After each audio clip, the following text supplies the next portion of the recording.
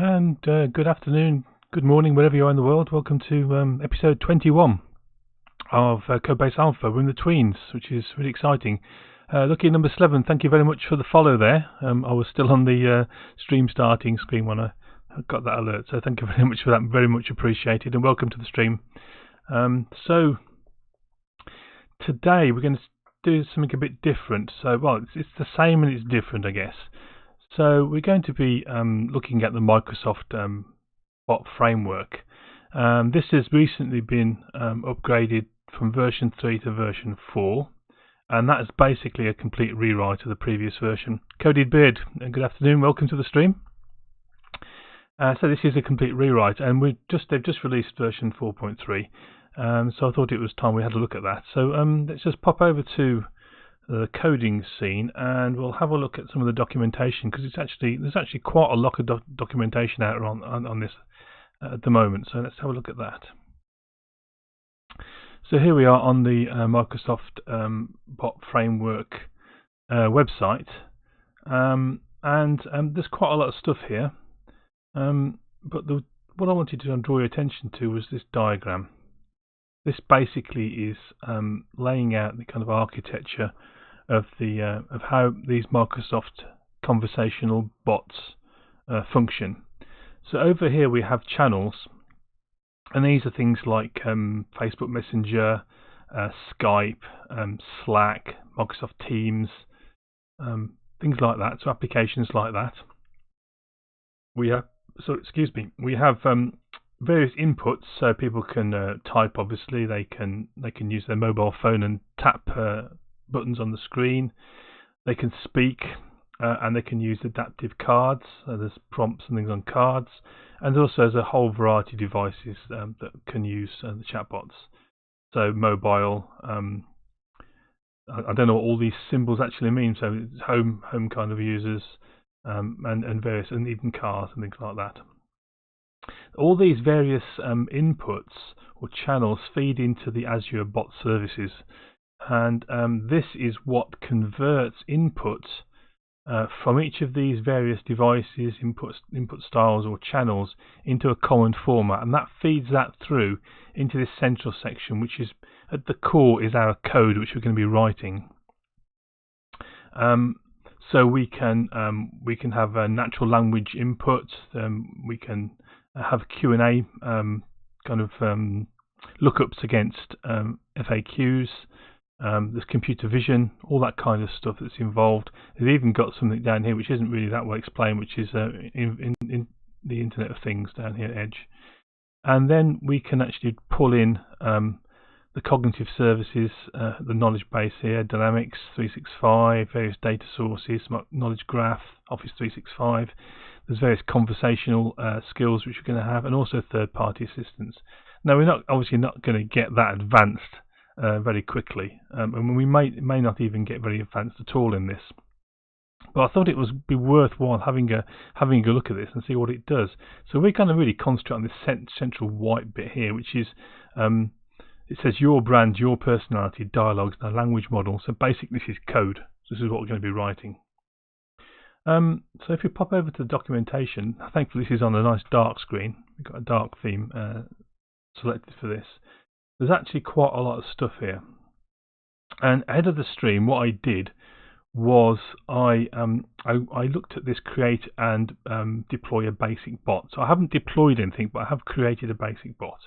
So I went to here, and I downloaded the Bot Framework SDK version 4 template for C#, and I downloaded the emulator. And basically, I then, once I installed the Bot Builder v6 file, I created an Echo bot, and then I stopped and I checked that in to GitHub. So if you go into GitHub now, I'll post a link in the chat for that in case you don't know where it is. So that's the GitHub location. If you go there and you look at smb.chatbox, you'll find that that kind of starter code is there. So let's kind of a quick look at the code before we actually have a wander through this documentation. So it's quite extensive. So this is the code. So over here on the right is the project structure. So basically what we have is we have a chat box bot. Our project is called smb.chatbox and our bot is called chatbox. We have a chatbox bot.cs file. We have an accessor file. We have a bot file which contains things like passwords and things like that. So this is one element which we don't check into GitHub. In order so that if you download this project and want to try it out, I've created another file here called chatboxbot.local. You just need to rename that file. It just contains kind of innocuous information at the moment, but when we actually deploy this to Azure, it's going to contain passwords and app IDs and all kinds of sensitive information. So it's not the kind of thing you want to be checking in anywhere. The other bit we've got here is a state object, which is counter state. So we'll see the chat box basically counts the number of conversational turns that go on and keeps that state in here. And then we've got the usual kind of ASP.NET Core stuff. We've got a program file, okay, which is doing some diagnostics here, adding the login to Azure, and then we've got a startup file. So the usual kind of things we see in an API project in ASP.NET Core. So this is all doing our DI stuff, our dependency injection for us. So the main file which we need to consider is the chatbox bot file. So this is this one here. And what I'm going to do, I'm going to tidy this up somewhat because it's full of comments. These comments are really useful, but we're not going to need them for the stream. So let's just clear some of these comments away, then we can start to see what's actually in this file. And we can go through some of the documentation again just to kind of reinforce the content. Let's clear some of this out. That should be enough. Okay, so there's only one method in this class. We inherit and implement ibot, and ibot has one method, and that's the onTurn async method. And basically what this does, in each turn of the conversation, it gets called and it runs through. Now it could be different instances of your bot which get instantiated and this onTurn async called.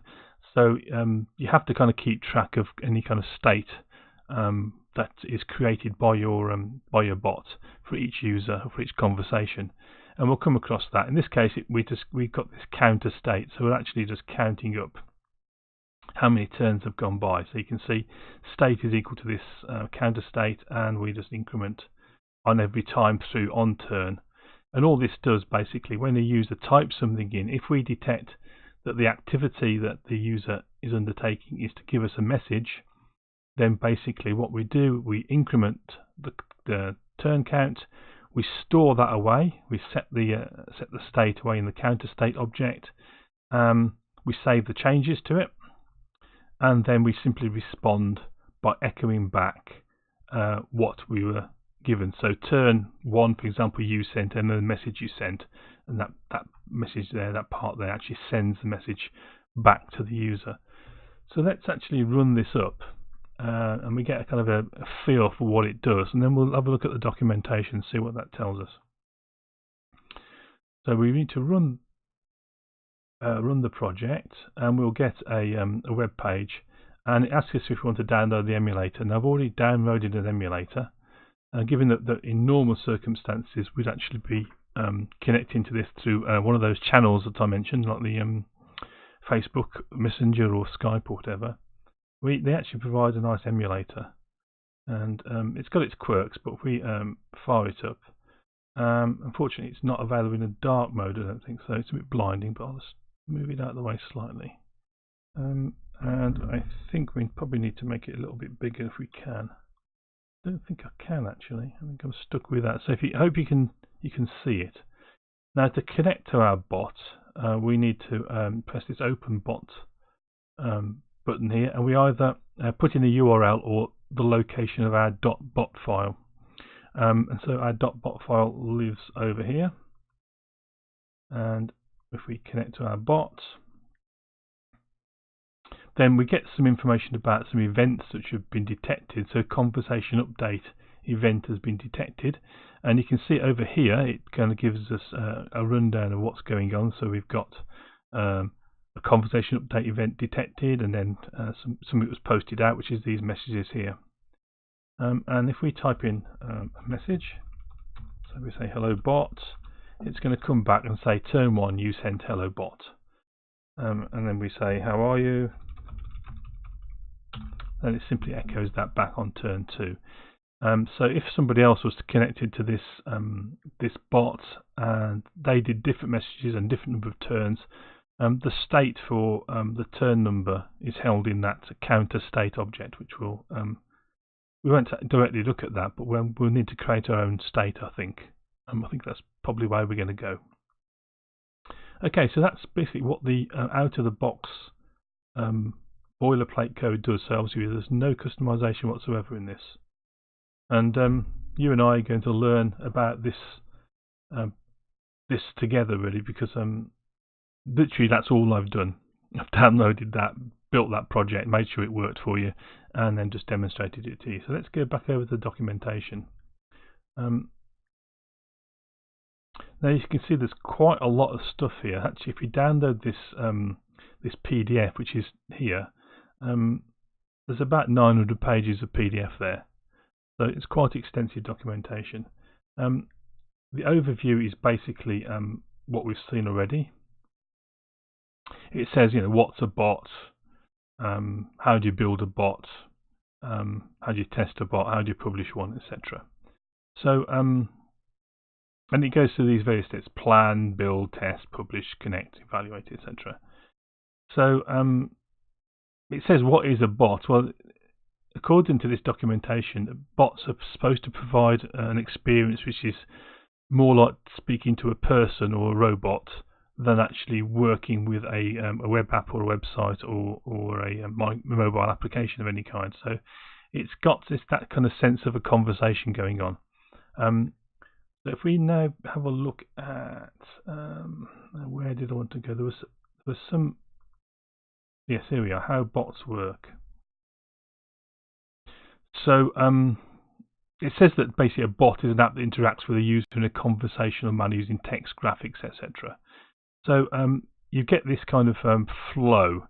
There's a conversation update message which goes from the channel or from whatever you're connecting to the bot back to the bot itself to say someone's joined the channel, and then the bot actually joins the same channel.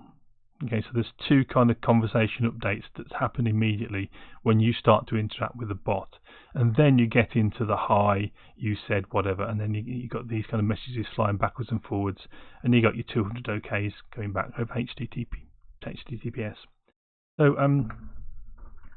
So that's really kind of the kind of flow of conversation. It goes backwards and forwards in that manner. Now, if we look under design here, there's a section on the principles of bot design, and it mentions the factors that don't guarantee a bot's success. Basically, that's you know, making it smart, using natural language and voice. So these don't guarantee success. Matthew Groves, welcome to the stream. Good to see you there. So I'll just post what we're working on into chat actually. So we're working on the Microsoft Bot Framework. We only just started. We're looking at the documentation at the moment. And basically the factors that do influence the success of a bot is it should easily solve the user's problem with a minimum number of steps. It should be better or faster or easier than other experiences. I'm not guaranteed we're going to actually achieve that one. It runs on all the devices and platforms the user cares about, which is an interesting one. And is it discoverable? Do they naturally know how to use it when they kind of start to access it? So that's quite an interesting set of kind of design goals. We need to make this thing really simple, and we're not really to rely on making it smart. So AI is not our top priority. Natural language support isn't our top priority, and voice support isn't our top priority. And in fact, we've already done voice, haven't we? We did voice with the Alexa skill that we developed in earlier streams. So we probably won't touch voice in this case that we've actually done some Alexa work. but we might look at some natural language. Depends how this kind of this project goes, really. I'm not really got much of a plan beyond setting up some basic interactions that kind of mimic what the Alexa skill does in terms of asking about developer streams on Twitch, because that's something we're familiar with. It's just going to be a new way of asking that, and once we've kind of investigated that and kind of done that to death, maybe we can start looking at, well, what can we do about asking questions using natural language, or using adaptive cards, or whatever. So it could go in many different directions, this stream, but we're going to start off with some very basic requirements. So it talks about the first interaction here, and the first interaction is basically welcoming a user. So someone joins, or they say hi. You want to say, welcome to the bot. How can we help you? And it talks about two different designs here. There's the hello user, how can I help you? And you don't give any hints about what you can do. Basically, you wait for some natural language input, or you can offer a menu. So orders, products, and help. So I think we're going to opt for creating this kind of menu, this menu effect with some buttons people can tap. So let's have a look at that. So let's start off with trying to get some kind of welcome message up. Now the good thing about this documentation is under the develop section, there's actually a whole load of stuff about the various kind of steps in creating your bot, and one of them is send a welcome message to your user. And this is what it is really. This is the documentation, and basically it kind of emphasizes that you get the same welcome message no matter which channel you actually join the bot on. So it's either an embedded web bot, or it's Facebook Messenger or Skype or whatever. And it talks about the various kind of bits of code that you can actually put in. One of the things it also does quite handily is have a link to a GitHub with all these samples in. So if I briefly just open that, you can see here is a GitHub repo with welcome user as the kind of as the branch, and here is all the code for creating a basic bot which welcomes a user. So we can always, if we kind of run foul of this process and start to get a bit lost, we can kind of go and look at some actual working code here.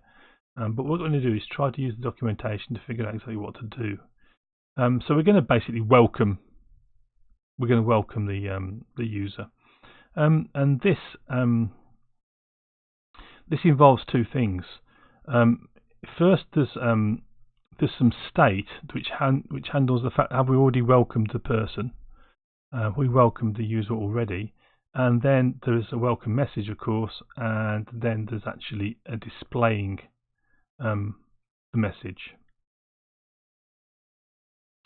Okay, so let's go and have a look at how this piece of code here compares to what we've actually got.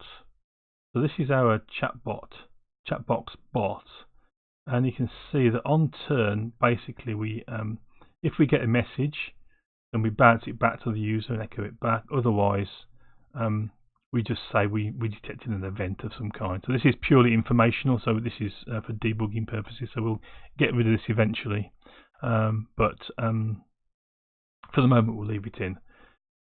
What we're not detecting is these conversation updates. So if we go back here to where was it? It was in the overview, was it? No, it wasn't in overview. Where was it? Tutorials, concepts, how bots work. That was it here. So you start when you first join a bot from a channel, you get these conversation update events that go on. So there's a channel join, and then the bot joins the channel afterwards. So that's the kind of event we're going to have to try to detect in order to display the welcome message. And I guess we're going to kind of try and build this this up in easy steps and test along the way. So let's go back to our code. So in here we're going to have an else if something, and we're going to do something if we detect that. So we can actually copy this line here, and the activity type we're looking for is a conversation update, which is here. So this conversation update, as we kind of see back here, is what's happening when we join the channel and the bot joins the channel. So let's go back to where we were earlier. So as you can see, this is the line of code we just added, and this is where we're going to do the greet as people join the conversation, and they're detecting an activity of members added. If that's not null, then they kind of go through the process of actually doing the welcoming of the members as they join. So let's have a look at doing that. So if I can't remember what it was now. It's going to be a bit tricky till we get used to this. So if turn context.activity.members_added is not null. So the turn context is the important kind of object here, which gets passed around from turn to turn, and that is basically got all the information in it about what the user types, the kind of thing that they're doing. Is it a conversation update? Is it a message? Whatever. So turn context is really the kind of key object which is getting passed in. So on turn context, we've got loads and loads of things, but one of them was activity, and then there was member joined, wasn't there? Members added. So if that is not null, then we need to display our message, and we do that according to our documentation. We do that for every member to greet everyone who's not the target of this message. The bot is the recipient for events in this channel. So the bot, we're going to make sure we don't include the bot. We don't welcome the bot, basically. So if you remember, we said that when someone joins the channel, you get a conversation update for the person joining the channel and a conversation update for when the bot joins the channel as well.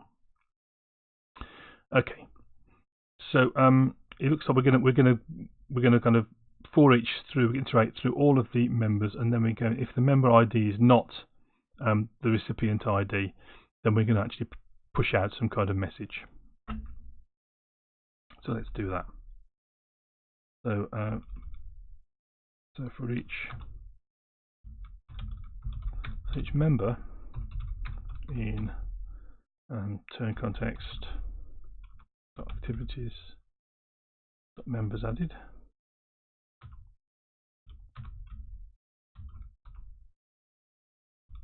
if the member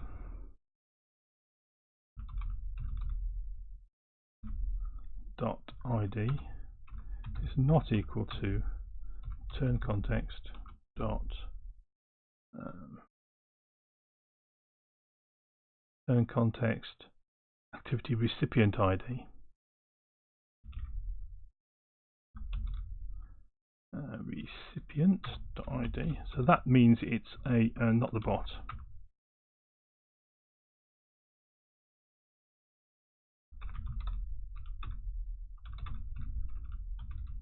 Then we're going to actually push out a welcome message. So right, for that message we can just we can await send welcome message async, and we want to pass into their turn context and the cancellation token. So we get a cancellation token that's passed in. Okay, we better actually write this this method.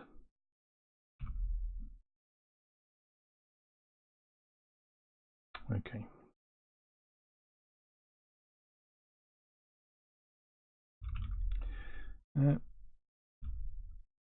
So these tend to be static methods from what I've seen.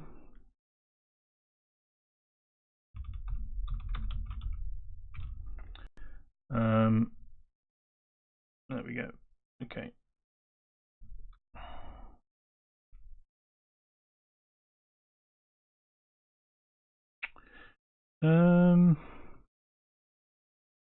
What we can actually do, you know, rather than doing this, we can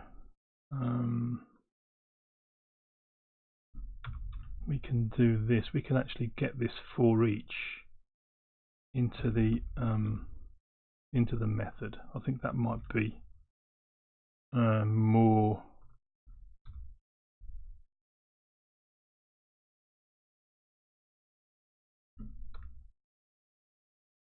That might be more productive, I think. Turn context, turn context.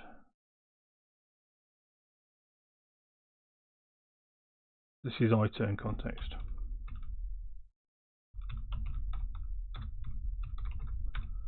Well, my typing is up to usual. So looking at number 11, if you're still in chat, you'll notice my typing just kind of goes to pot during these sessions. So do excuse that. Okay, so yeah, so we're going to come back into here. So we just need to send a message, don't we? Now, how you send a message back to the users? Okay, that is with this send activity async method here. So we'll just do the same thing. In fact, what we can do is just grab that piece of code there, can't we? Let's just grab that, throw that in here. So this is assuming we've got a name. We haven't got a member's name, but I wonder what comes back in member name. We won't assume we've got a name. We'll say hi there, and we'll push out some kind of welcome message. Okay, so let's go and create a constant for we don't want that.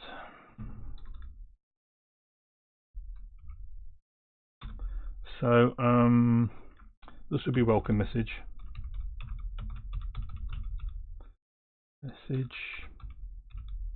And that's going to be what should we say? So we said, what have we said down here? We said hi there.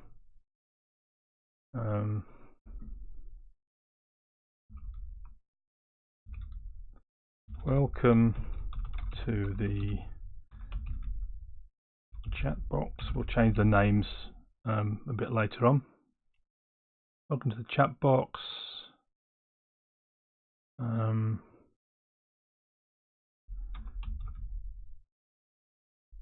This bot can help you find out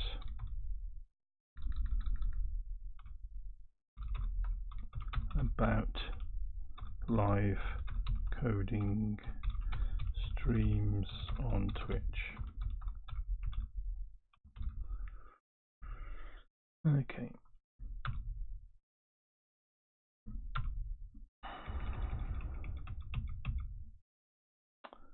We'll just leave it at that. So, when we first join our channel, we should be able to welcome message.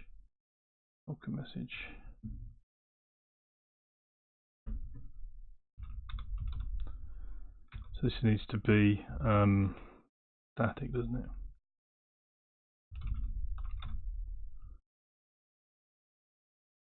Why can't it be static? Okay, fair enough. You don't want to be static. Okay, that's better. So should we give that a go? I mean, that's basically the minimal kind of bit of work we can do to add something to this bot that's hopefully going to welcome us. Let's just format it a little bit. There we go. So yeah, it's going to send a welcome message, and that'll be it. Okay, let's give it a run.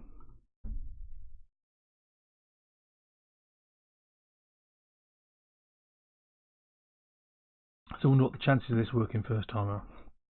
Pretty slim, I imagine. Okay, let's join our bot.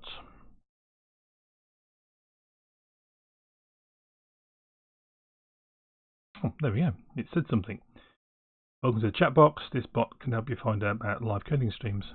And you can say OK, and it says you said OK. So it's welcomed us to the connection basically. So that's good. It's worked straight away. Okay, well that's fantastic. So let's do something else.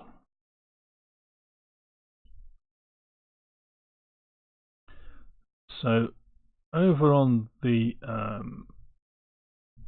design piece here, first interaction, it suggests that starting with open-ended questions isn't recommended. So that's what this paragraph is basically saying here. It says there's lots of things your bot could do, and the user's got to guess at that point. Why don't we give him a menu? So it's a simple solution to the problem. It also says it's a valuable tool when designing bots for a great user experience. Don't dismiss them as not being smart enough. So we can use, as it says here, we can use menus and freeform input, and we can use natural language and AI and all that kind of good stuff later on, and we can have menus combined with that. But what we really want to do is just get something that will accept some input and do different things. So let's have a go at doing that. Okay. So we want to put out the menu options, don't we? We want to put some menu options. Okay. So what's the best way of doing this? Let's set it up so it sends out some menu options on the welcome message, and then we'll have to handle what happens once somebody has been through one of the options, and then they come back and they might want to do something else from the menu options. So we're going to create another, and we'll tidy all these various methods up at some point in the future, so we can kind of do some major refactoring on this, because we're going to start building all of our methods as private methods in this one class, but we'll want to kind of break it out and tidy it up. Same with these constants we're creating up here. We could really do with putting those in their own class, and we'll do that. But let's kind of keep it simple and then refactor. So we want another async task, and this is going to be display main menu async. So I'm following this convention of putting async after all of the asynchronous methods. Only I'm not sure if that's really a great idea. It seems to be something that came in with await async, await async, async await, whatever, initially. But I'm doing it because basically the code base as it's arrived out of the template does do that. So everything has got async after it. So I'm just going to follow that convention. And we're going to pass the same pieces in to this method as we have before. So the turn context and the cancellation token. Okay.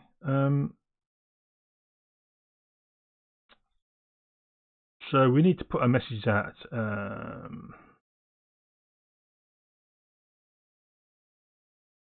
What do we need to do?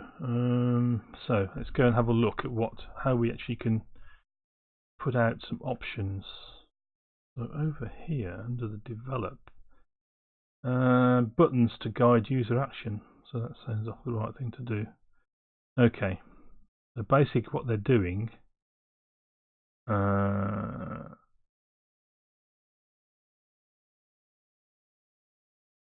Okay, so they're creating something called reply, which is using create reply, giving it a basic message, and then adding suggested actions, which should add buttons. So red, yellow, blue. So choose a colour, red, yellow, blue. So that's basically what we want to do. So that's turn context activity, create reply, and then add suggested actions to it. Okay, well, let's give that a go. We'll use the same idea there. So it was yeah, so it's on the turn context. So everything is basically, we're going to pass this turn context back to the Azure Bot service, and it's going to use that to create the message as it's going to appear on the channel. So obviously you can imagine we're receiving a common input from each of the channels. We're sending common output back to our Azure Bot service, and then it's going to be the thing that worries about, well, how do I get that to appear nicely in Discord or on Slack or on Messenger or on Skype or whatever, on the web component, whatever. So we don't have to worry about that. So it's going to take care of all the formatting, and even when if we use things like adaptive cards or whatever, and those aren't supported, then it's going to default them to another format. Just noticing some tidying up that needs doing there. So the turn context activity, so it was create reply, like that. Okay, and we put some text into there. What would you like to do? Okay, and then on the reply, we had something called suggested actions. Suggested actions there, and that was new suggested actions. And we've got what we got on there. I think there was something called actions, wasn't there? Actions. These are actions. This is a list of card action. Okay.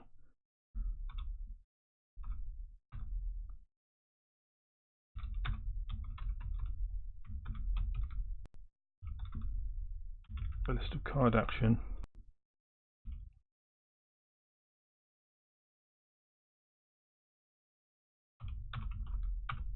Okay.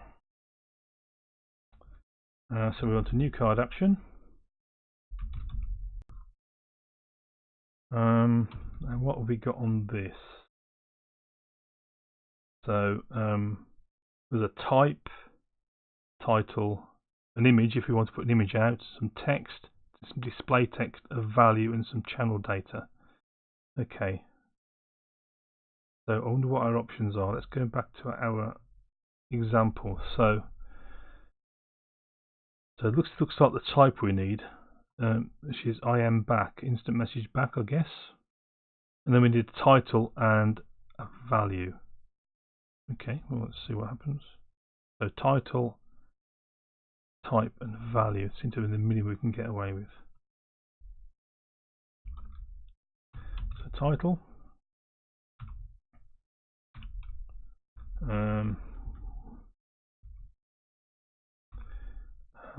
action, type, and that was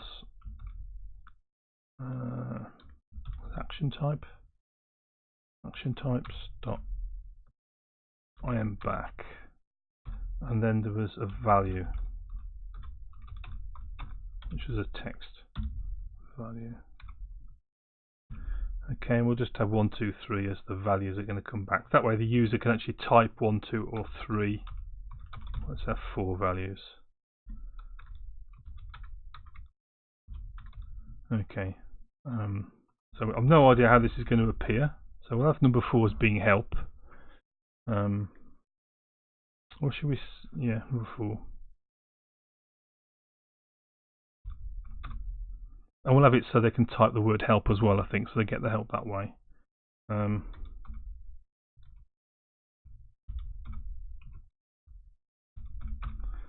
don't know how it's going to format these.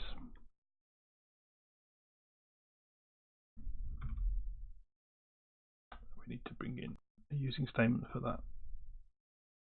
Yeah. So that's going to display our menu, and what we can do here, we can await turn context. No, we can just await display main menu async. That's it, and then we can just pass in the values here.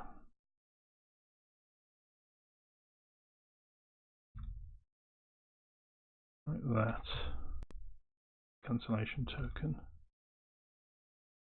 Okay. So in theory that should give us a menu.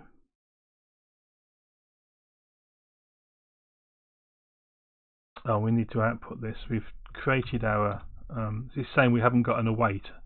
That's because we actually need to output this. We need to send the activity.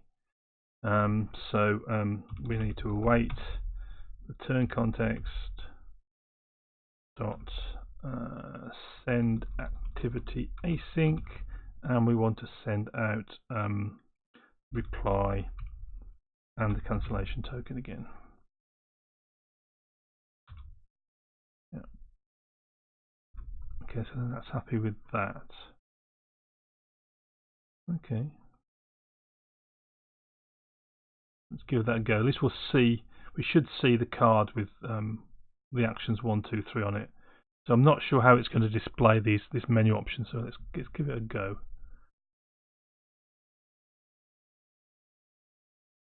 So Bot's running. I need to go and get our emulator again. I have found just before we started the stream that it doesn't like keeping the emulator open. So that's why I'm closing it each time. Which is a bit disappointing, really. There we go. Okay. So it said it's given us our welcome messages and given out an initial menu. So 1, 2, or 3. If I hit 1, it says 1, and you said 1, and we're then off in a dialogue or a conversation. Now we need to kind of process the fact we sent 1.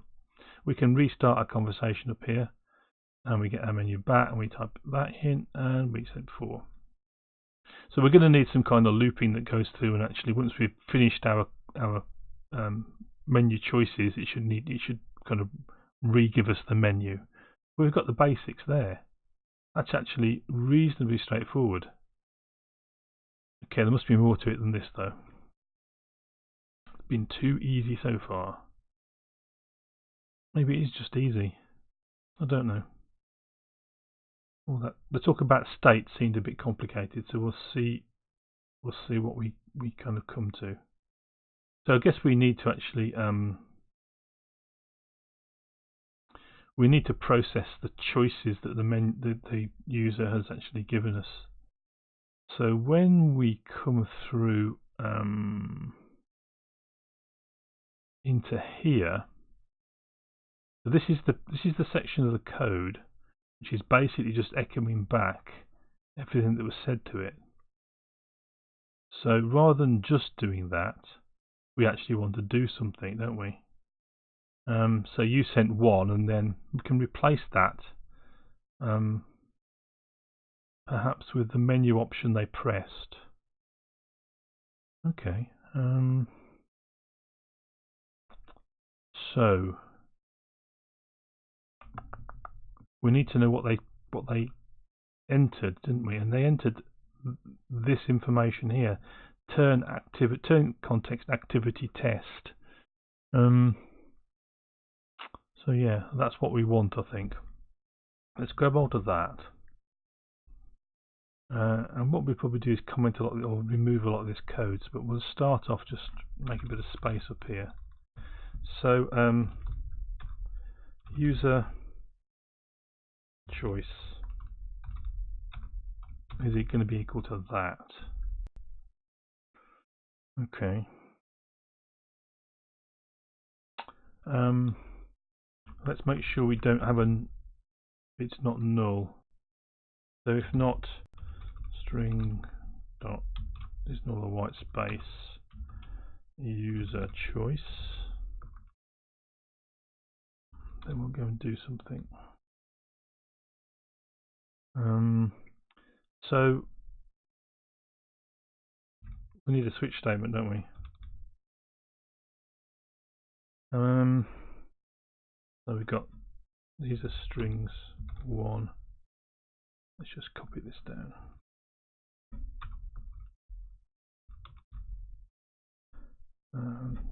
Two, 3, 4, and we need a default.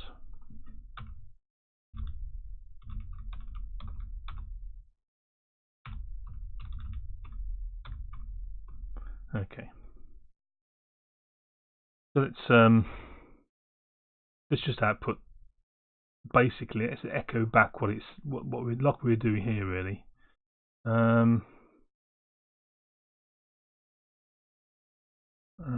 Yeah, let's just do basically this.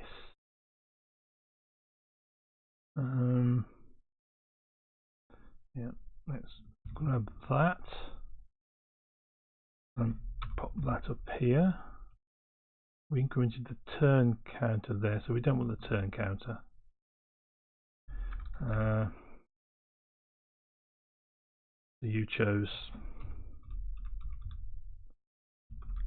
and we'll have that, and then we'll simply print out, we'll send the message in each of these, and here we can say something like, please select a menu option. So that's not going to work as a first off. Basically, we don't choose 1, 2, 3, or 4. It's going to print that out. But what we really want is to show the menu again, don't we? So let's just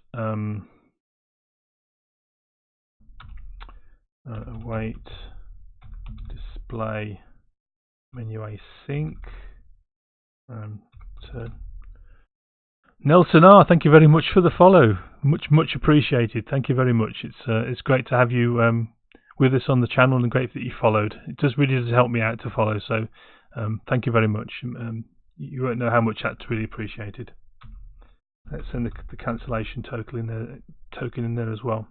So one thing I've noticed in preparing for this stream is that if you go out onto Stack Overflow or wherever, you'll often find that a lot of the questions and answers in Stack Overflow and on other blogs and things like that are for version 3 of the Bot framework, and they've completely rewritten the Bot framework for the Bot framework for version 4. So a lot of that information that's out there is not really any use.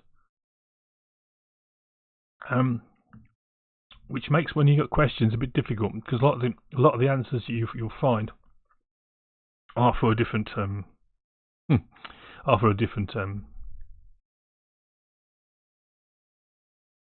version.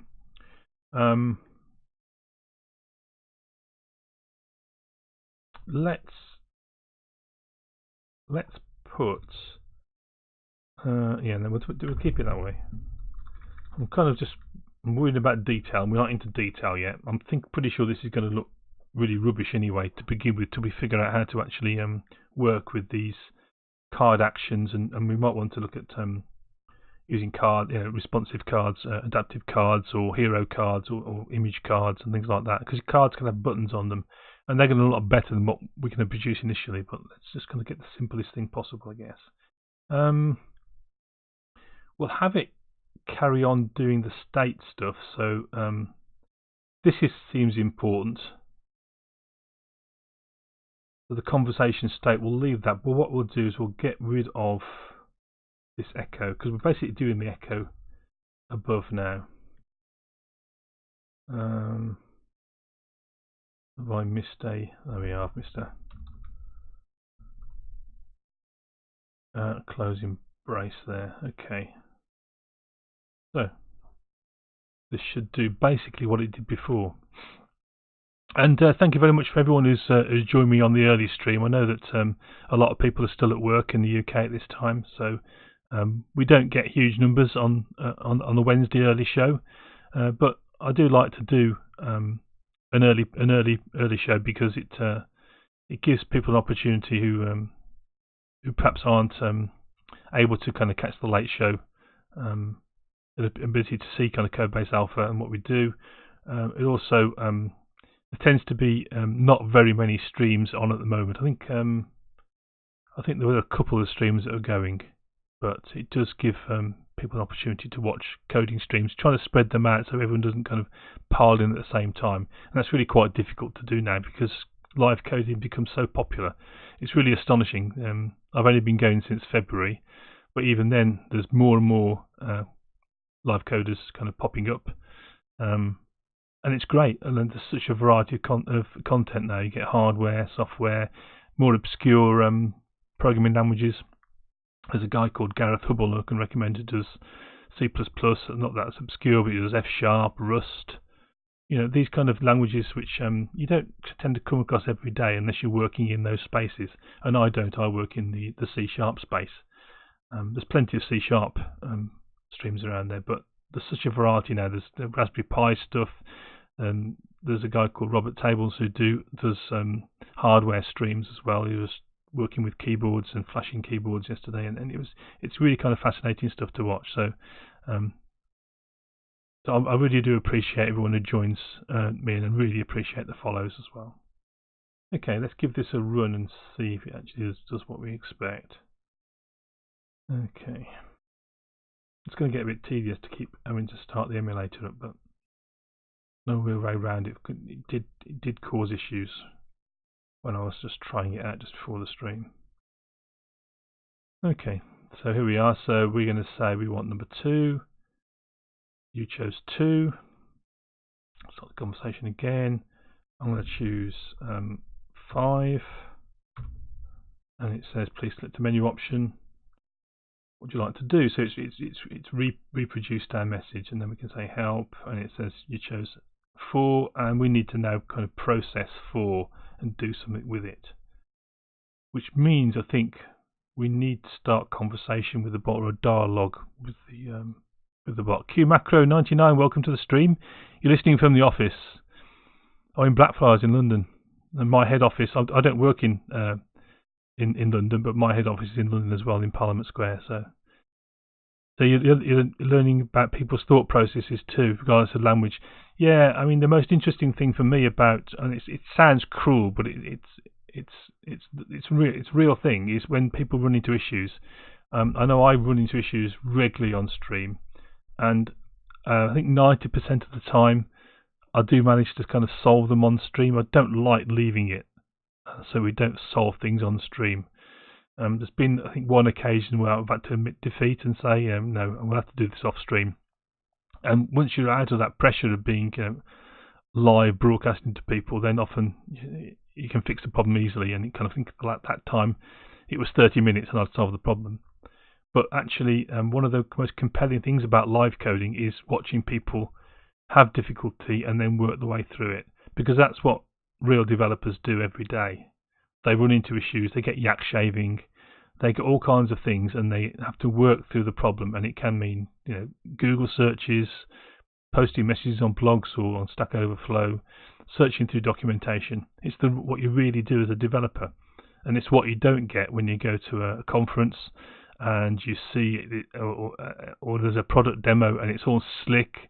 Sometimes they don't work, but it's all kind of prepared and slick, and it's rehearsed, and they've got scripts, and this is completely unscripted. I do have a few notes in front of me. You'll see me glance down at my notes just to make sure that I'm covering things in the order I want to cover them in.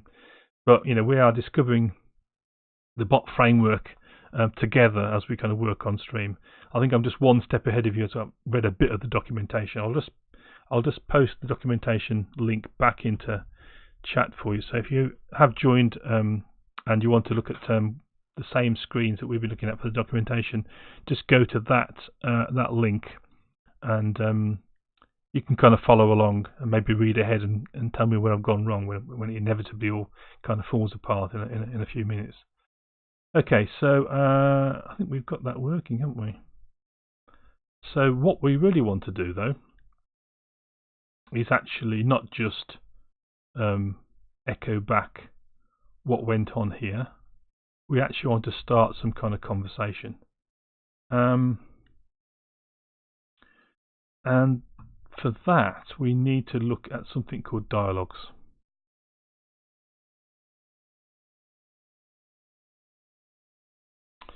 Okay. So,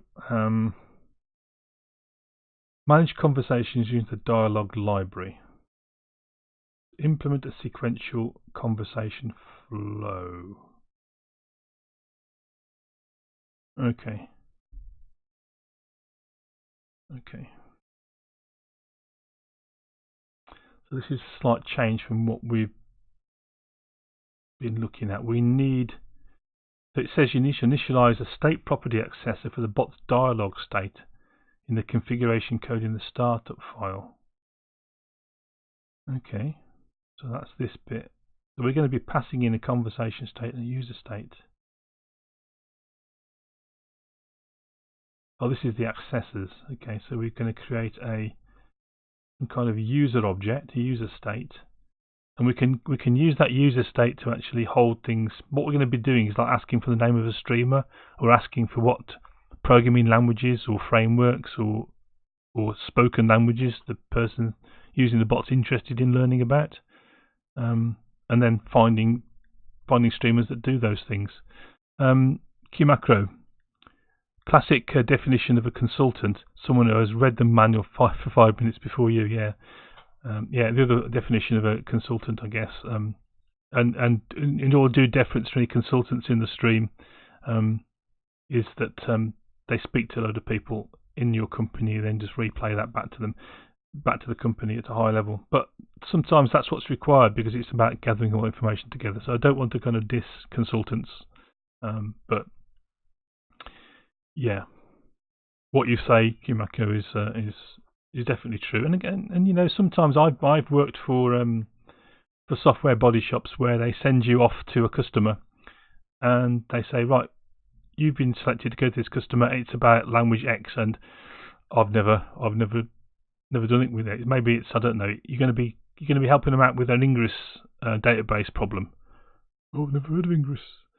Or it's an Oracle stored procedure that needs kind of working on, and you don't know how to do that. So that's when you have to be five minutes ahead of the people you're speaking to. But you didn't even got let that on. So QMacU, you weren't a consultant. Yeah, well, you know, it's an honourable job. We've all kind of been in situations where we've had to kind of blag our way through things, and you know, if in your company you get told to you know, we want to create a conversational chatbot, for example, which is one of the things that my company is interested in, then you have to go away and learn it, don't you? So, and then as long as you're kind of, each time you go to work, you're that little bit further ahead, then you know more than the people ask you to build it. So yeah, okay. So we want to implement this conversational flow. So what exactly we're doing? So we're configuring our services and we're putting in a conversation dialog state. We've got some kind of user profile. Sorry about that. We've got a user profile here. Okay, so that seems to be our state object. And these are keys, bulk of it, just so they can be accessed from the accessor. Let's go look at the accessor class. That's over here. Let's get rid of some of this comments. Just make it a bit more readable. I don't believe we actually need to keep all those comments in place. We should be able to work out without all those comments. Okay, so this has got a conversation state here, but it hasn't got a dialog state, and we want one of those. And this is our counter state. Okay.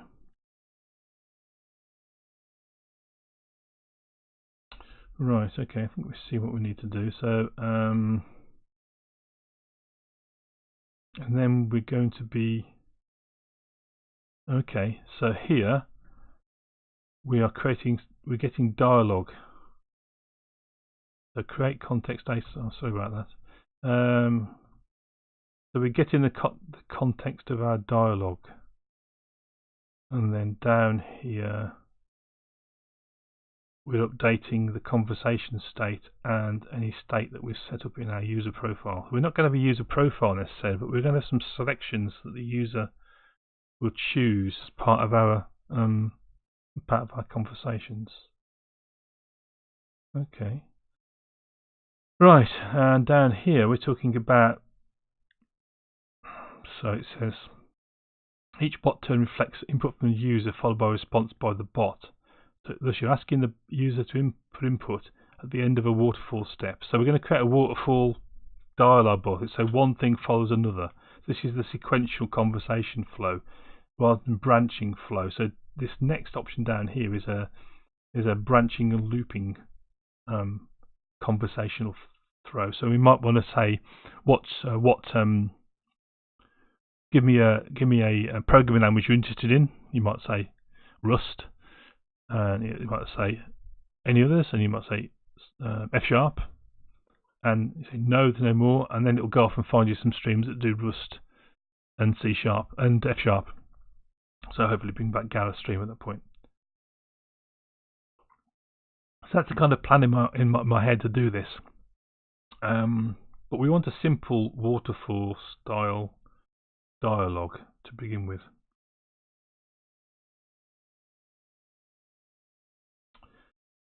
Okay, seems that we're passing in accessors.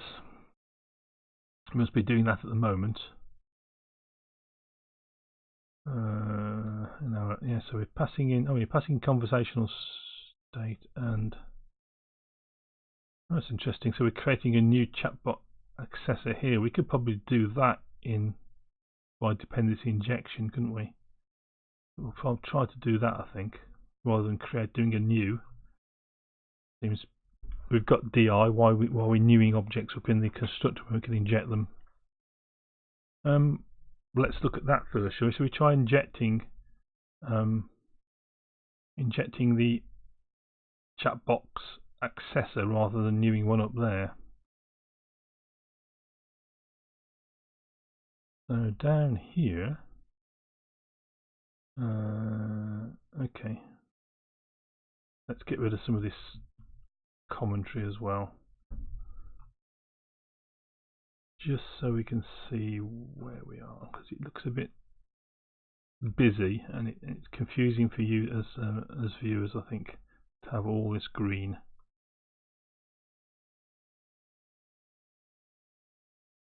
Okay, so we can keep. Okay, so this is just, we can get rid of that comment. So this is we're gonna use a memory storage. This is something which comes with the. Is it a Bott thing? I wonder. Memory storage. Maybe it's a .NET thing. Probably anyone know about memory storage? I'm not kind of sure if that's something which comes as part of the Bot framework only, or if it's a .NET thing, general .NET thing, you know. Okay, so we create an add conversational state, so we could do that. We create chatbots. Okay, we've got potential providers there.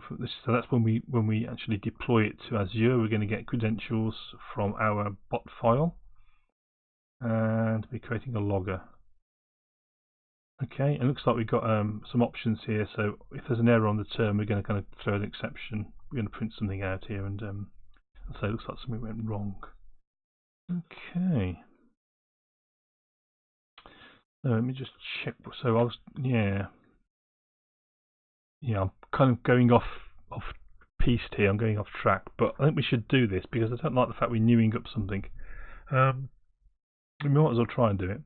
Okay, so we've got the conversational state, we've got the singleton for that. What's the next thing we should do? So I think we need to create the chat box accessor. So services dot we'll create them as a singleton.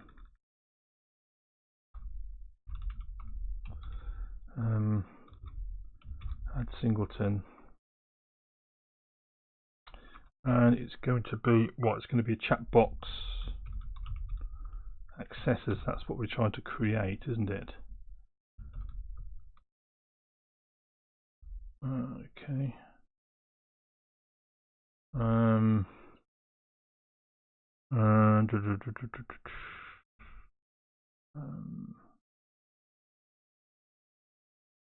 Okay, so basically we want to do what was going on in here, don't we? We want this new chat box accessor here. We want to basically do exactly the same as we're doing there. We're creating that. Yeah. Let's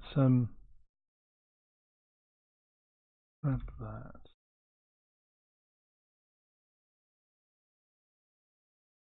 And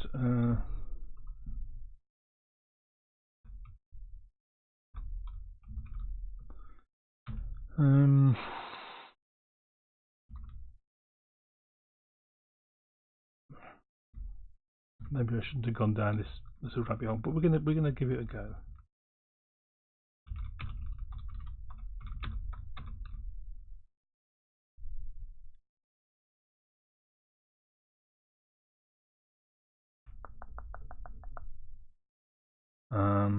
And then we want to return accessors. So basically we've created what we've already got. We've created this counter state here. So this is this state object which is living over here, which we don't actually want anymore. We don't want a so let's just see if that actually works. Let's go back over to that chat box. Let's get rid of that. Let's send in what was it? What did it implement?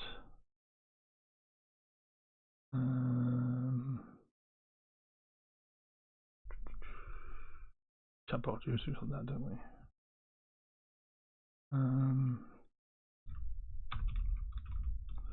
Accessors, and then we can just say that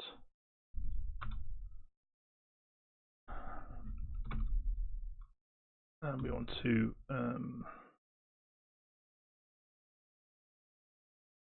initialize the field. Okay, I guess what we could do here is pop a breakpoint there and make sure we get something in. Let's run it up and see what happens.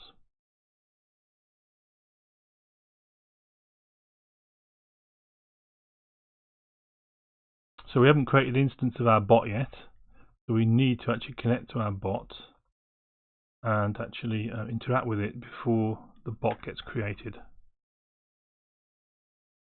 So let's do that. Connect. Okay, now we hit our breakpoint, and you can see that accessors has been injected and it's got counter state. So that worked, which was rather good. I think that's a better design now. We kind of got rid of a bit of a clunky piece of code out of the bot. When we're passing in as we'd like to, as we've got DI available to us in this .NET Core project, we should use it. But it looks like we need to inject more in, don't we? That's just not all we need to, not just the accessor. So if we go back over here, let's have a look. So in here, where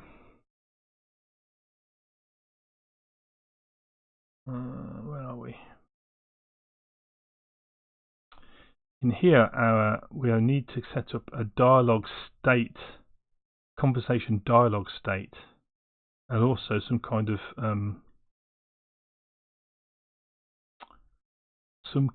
state object. So here's the accessors, and they've got these items here. So let's just grab those items right out of the code, because that's basically what we want. Over in the accessors, we can replace that with this. So as I always say, when you cut and paste code from any website, even if it's official documentation. It's best to have a look at it and see what it's doing.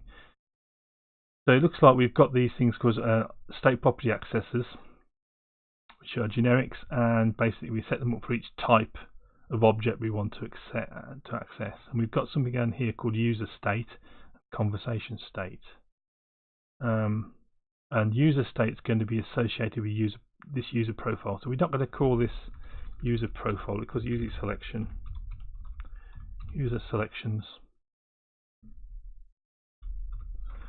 Yeah, spelling's got all right again. So with that one, we want to declare that class.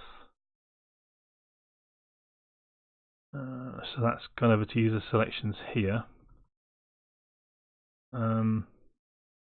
We can come back to that. It's got no state being held in it at the moment. So over here we've got dialog state, and that should be a built-in. Looks like it's not a built-in. Oh, that's interesting. Where's that come from then? Ah, okay. Okay, I think because we started with an echo bot, there are other NuGet packages we need to bring in, and I seem to remember there's a dialogues NuGet package. Let's go back to this. Is it going to tell us that? Tell you what we'll do is go and look at the sample code for this. Let's open that in a new tab.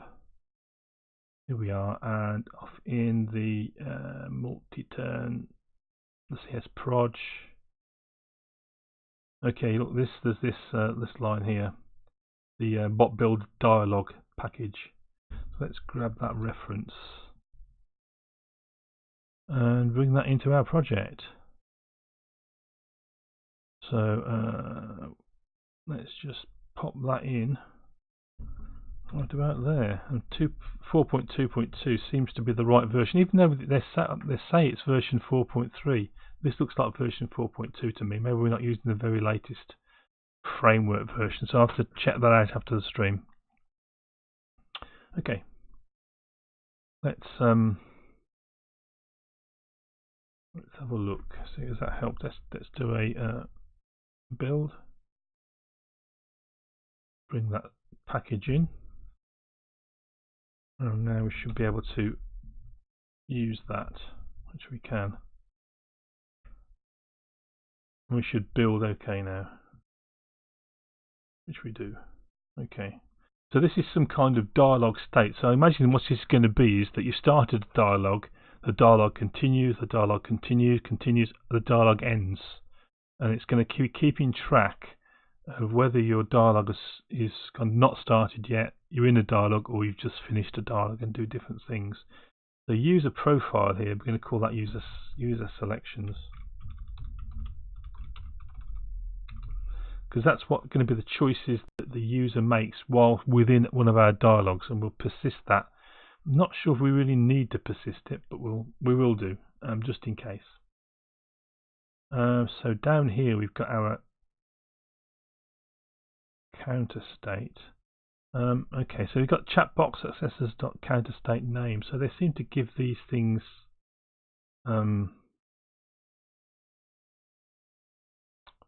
they seem to give them not keys. So let's just copy the same pattern. So it's going to be dialog state name and user selections state name, and actually it's actually this, isn't it?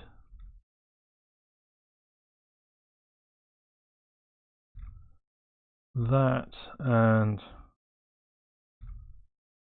that. Dialog state name, yeah, okay. Back in our startup, so we should have some more properties. We should have a conversational dialog state equals, and we should have user selection equals. Maybe we should call that state actually.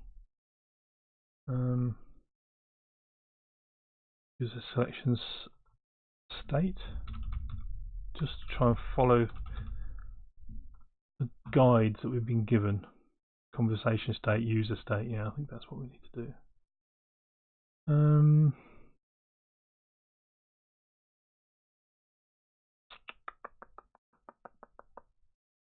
Okay, I think that's right. State. And then I guess we can create properties in the same manner as this.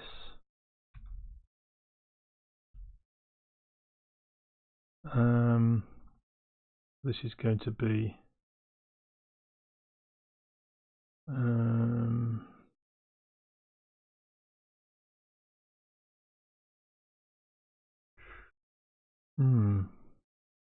okay.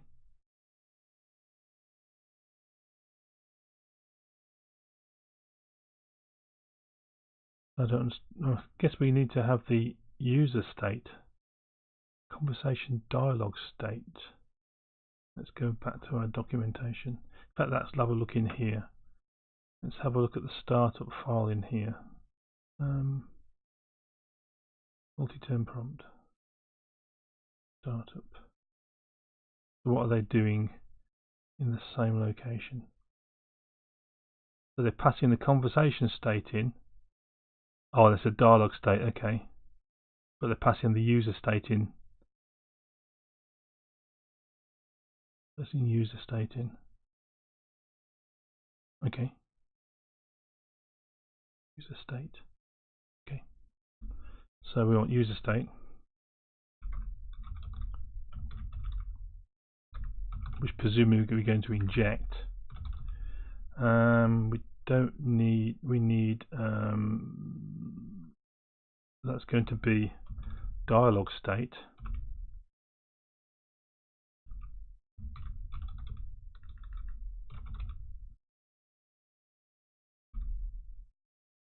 And that was dialog state name. And then we had user state, user selection state, which was user state. So it doesn't know what user state is yet. And that was, what was it going to be? User profile. So that's our user selections. User selections, and the key name was user selection state name. Okay, so user state seems to be the thing. So it's complaining because chatbot successors doesn't take two parameters to its constructor. So let's go back over here. So we need to. Looks like we need to expand this.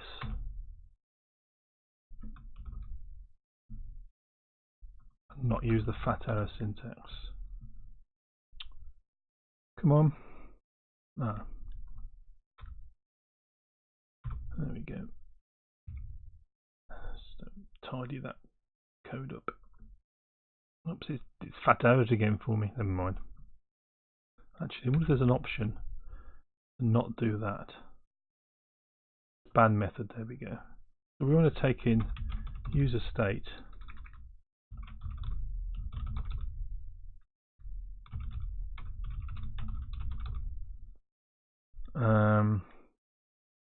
And then user state is equal to. Now, what's user state equal to? Once again, so this is where the sample code comes in really useful, because we can learn an awful lot from this sample code, I think. So the accessor class is here. This is bringing in user state. It's just setting it to what gets passed in. Let's just grab that line of code there. Okay, so that's just going to be that. Okay. No, we must be missing something here. So we need to inject some user state, don't we? We need to know what user state is. So over in startup, we're passing in a user state here, but we don't know what that is. So we've got this memory storage here, and that's what we're going to use, I think. So what we're saying is that conversation state we passed in is going to be that look. So if we pass in var user state is going to be equal to new user state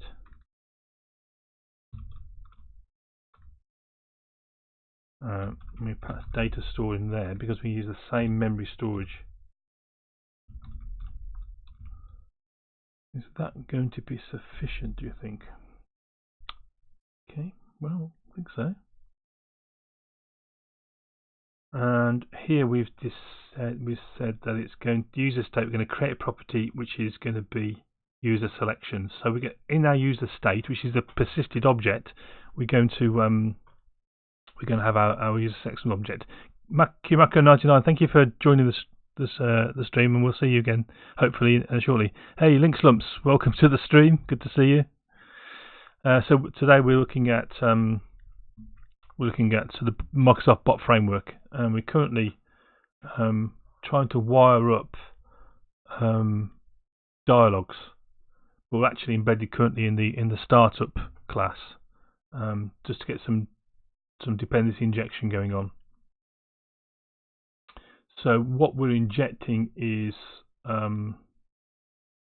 this channel bot accessor class into chatbox, which is here, which is our bot.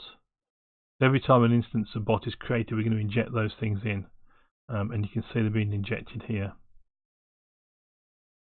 The other things being injected are things like the conversation state, and we have a logger factory being injected as well. Right, okay. Okay, so we've got that far. Let's pop a breakpoint here again. Let's go to our user selections. So,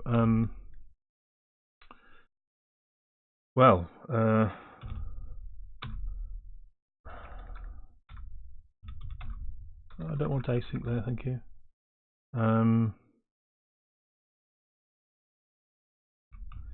Public string. Oh, I can see why we're actually in a constructor. We don't want a constructor there. So now we should be able to do that expansion, and it'll be what we'll do initially is we'll just take in the name of a streamer that the person's interested in. Singletons usually static. They're not really static. No, they just means there's only one of them created. So basically, we're being passed the same accessor class in, the same instance of the accessor each time. So what happens with this bot is that every time the bot engages in a round of conversation, it could be the same instance or it could be a different instance, but you want it to be able to get access to the same state, and the state is held either on a per user basis, which is a user state, which is what we just created. So we've set up user state here. Okay, this is state which is held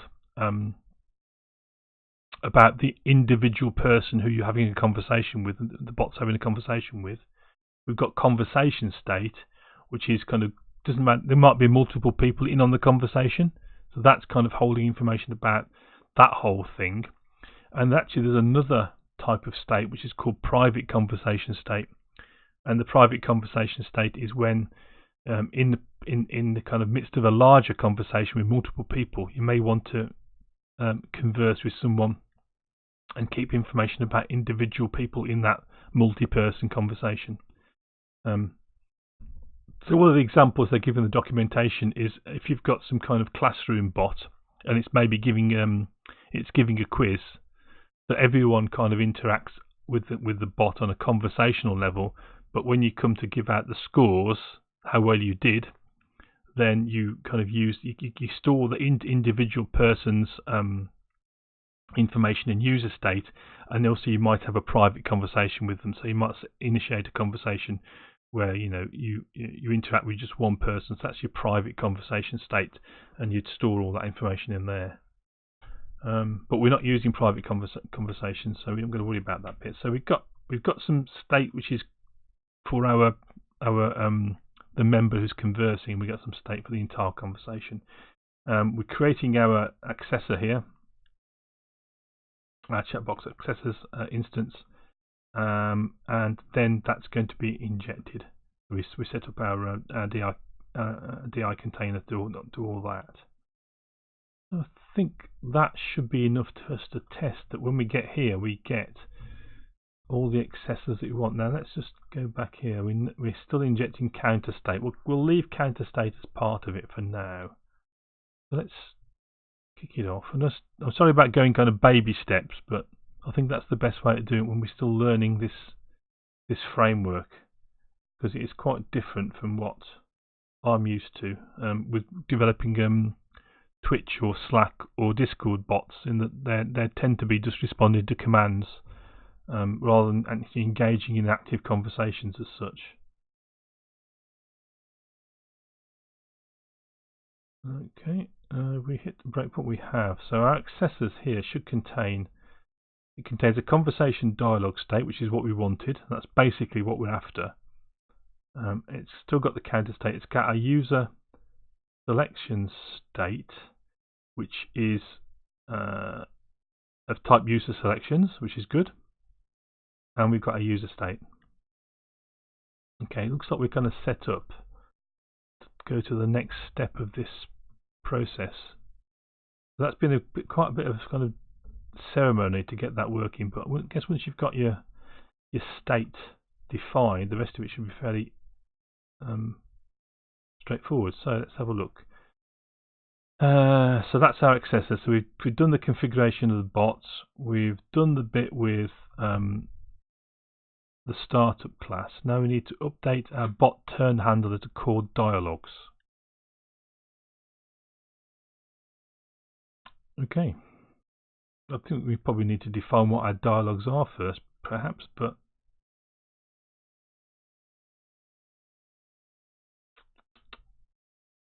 so they begin a dialogue, but they haven't defined what the dialogue is, and that must be further down here. Yeah, there's their dialogue that they defined. Look, it's called details, and it contains waterfall steps. Okay, so it looks like the first thing we're going to need to do is set up a dialog set. So we've got a private dialog set. So we can have multiple dialogues, and we're going to have multiple dialogues. We're going to have at least 4 dialogues because we've got 4 menu options. So I don't know how long have you been watching Link Slumps? Have you seen the bot actually do anything? If you haven't seen it, I can show you that. Let's go back to our chatbot class. Let's drop in dialog sets. Bring that in. So that's where we're going to hold our set of different dialogues, and then it looks like we should have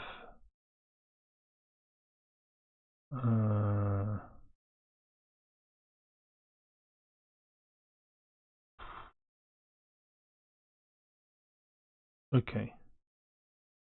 So what this is, so we don't need. Do we need to do that bit? Yes, we do, don't we? We need to set. I wonder why we're not injecting that.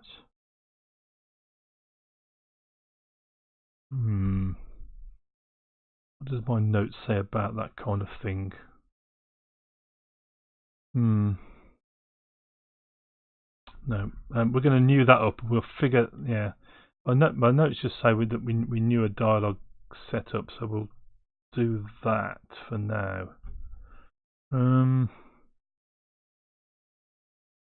Okay, we'll do that. And I think what we'll do is we'll extract all this kind of stuff off into the. I don't know. Maybe that's not the place to do it. It might have different classes to this eventually. Link Slumps, you just tuned in. You're somewhat on the background trying to figure out. Oh, you're trying to figure out something in your job. Okay. You're going to use your PR to dev chat as example code for work. That's a good idea. Excellent idea. And I mean, I don't know, have you got a much of a portfolio of stuff on GitHub and PRs and forks and your own work? That's always a good idea to build up. And what I tend to do is if I kind of got code up that I need at work, then I can always go to my GitHub and get it. You haven't got much.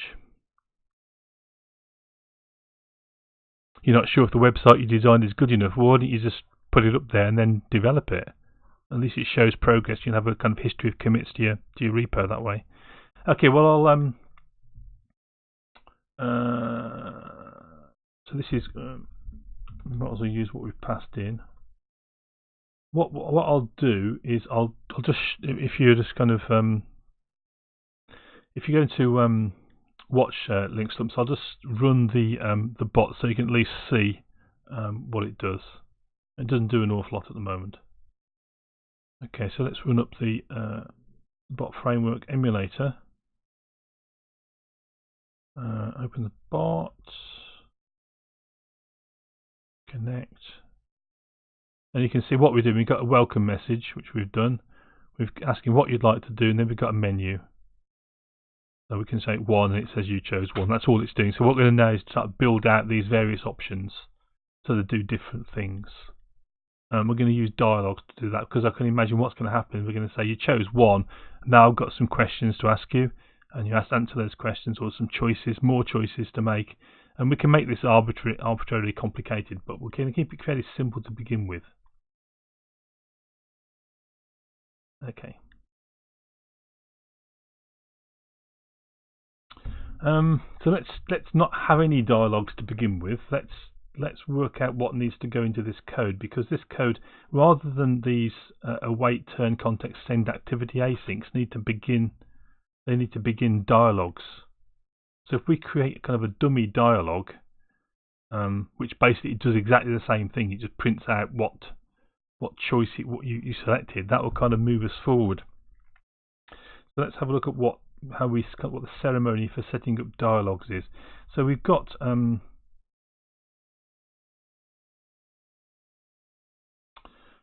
okay, so it looks like we just need to create a waterfall like this.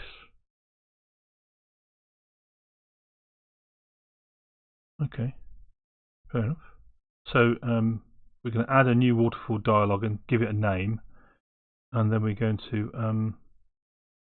define the steps in the dialogue. Okay, we can do that. So up here we're going to say dialogues .add, and then the new waterfall dialog, and that's going to have a name which we're going to call dummy, and it's going to have some steps, which is going to be, I don't know, dummy dialog step, don't know.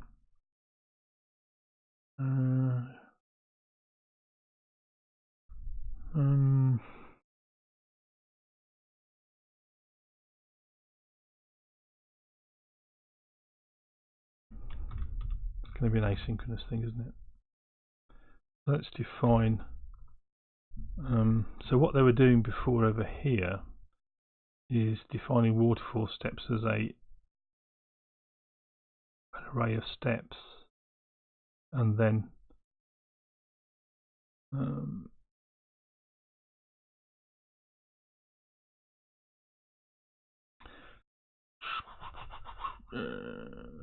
I think we'll just use the same thing, dummy steps, and then up here for our dummy steps is a new waterfall watched away, and that is going to be something called dummy step async. And we need to create that.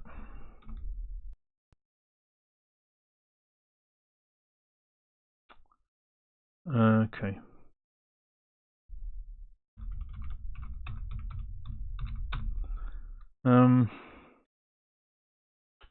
Okay.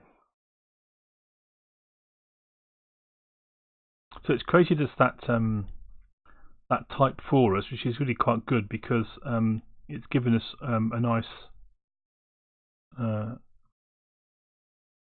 task type of dialog turn results.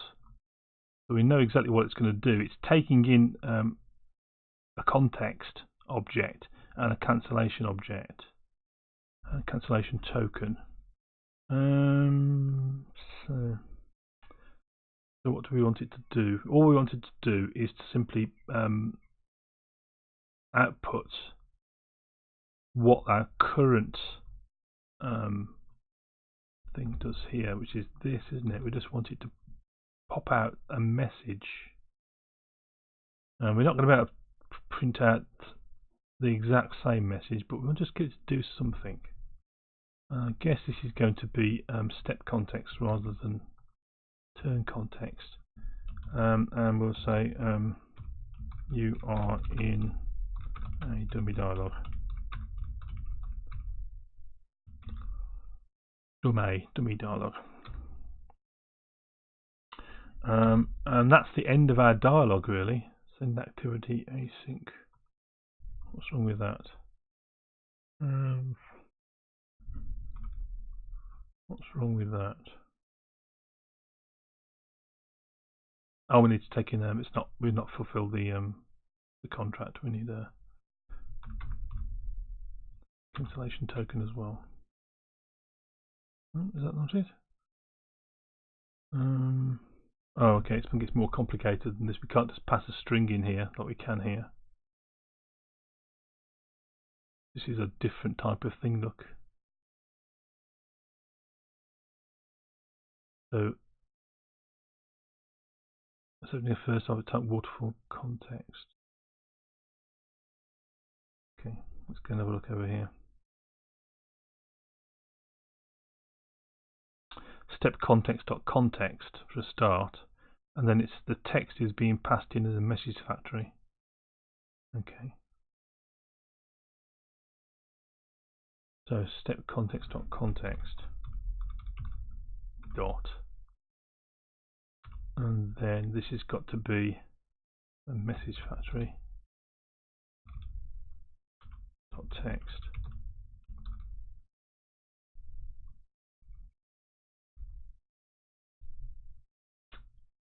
Okay. And this wants the dialog turn result to be returned. So we need to await. So what was it? We're going to end the dialog at this point. So how do we end a dialog? So you can see here when there's another dialog involved, we simply say next. But when we end the dialog, we send end dialog. There we go. We'll do that. Okay. So we returned end dialog. That's our dummy dialog step. Let's move that out of the way because it's not going to live very long. Put it down there. And in each of these, we're going to begin our dialogues. So begin. Is there a begin? So I'm not going to guess this, I don't think.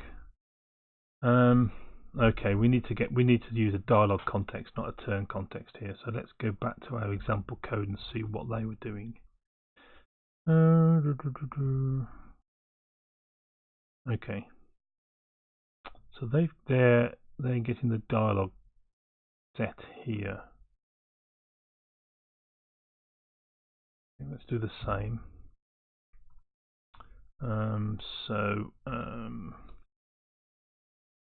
Yeah, up here.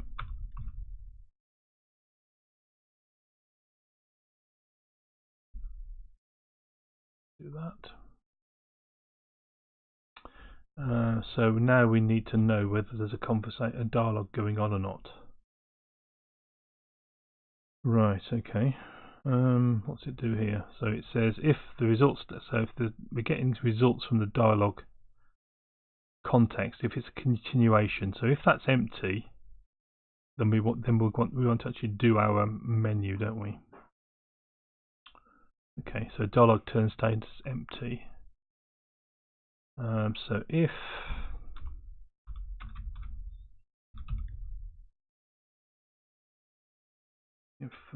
dialogue, so if result, wasn't it, results dot status is equal to dialogue turn status dot was cancelled, complete, empty, or waiting. So if it's empty, then we're going to want to do that.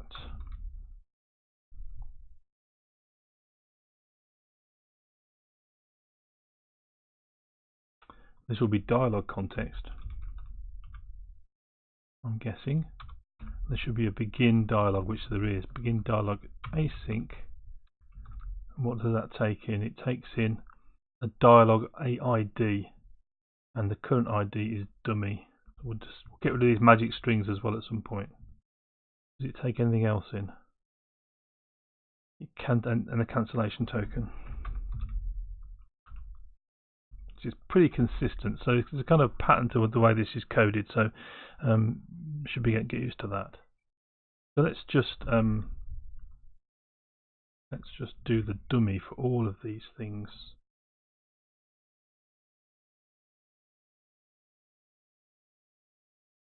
I wonder what we can do in terms of,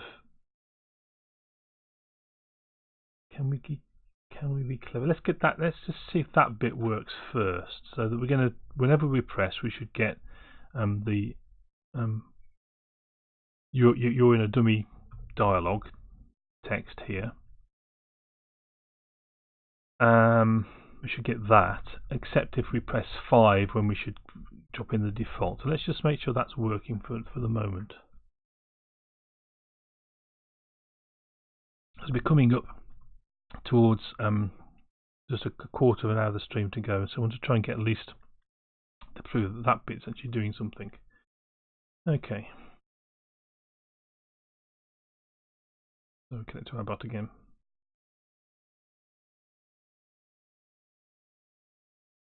Okay, so if we press 1, you're in a dummy dialogue.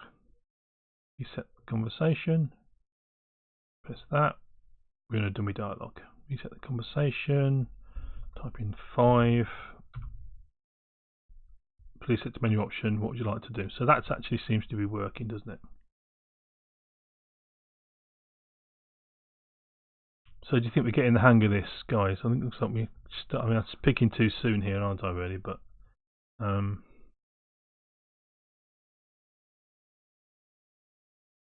okay. So this is a bit too simple, isn't it? It just starts a dialogue and then you can't continue the dialogue block of it because we're only doing anything when the dialogue turn status is empty. Okay, so let's start as we mean to go on, which is we want some kind of switch statement here. We don't want that.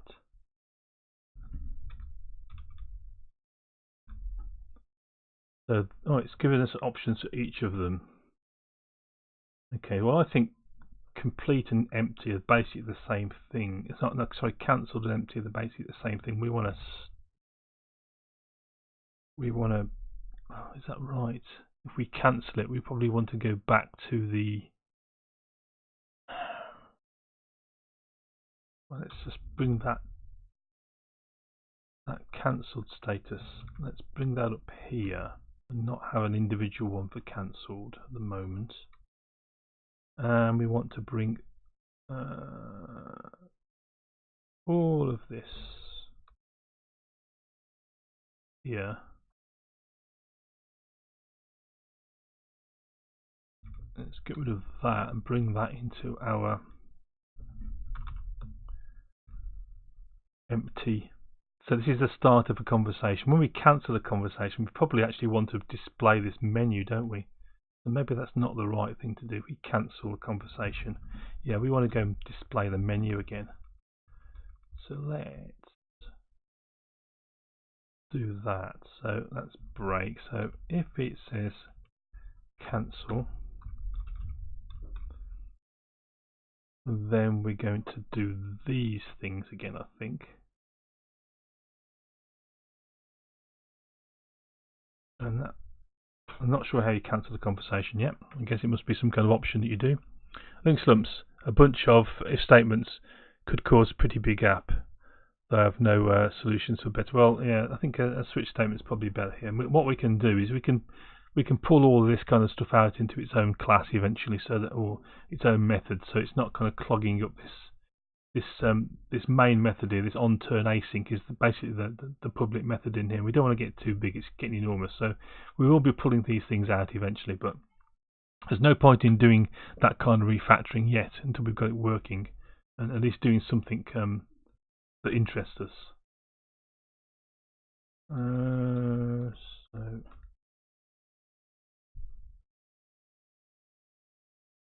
okay, let's use the choices that and blah blah blah. So what I was thinking, can we somehow get what the selection was in the dialogue? Did I note anything about getting information in dialogues? Check my notes.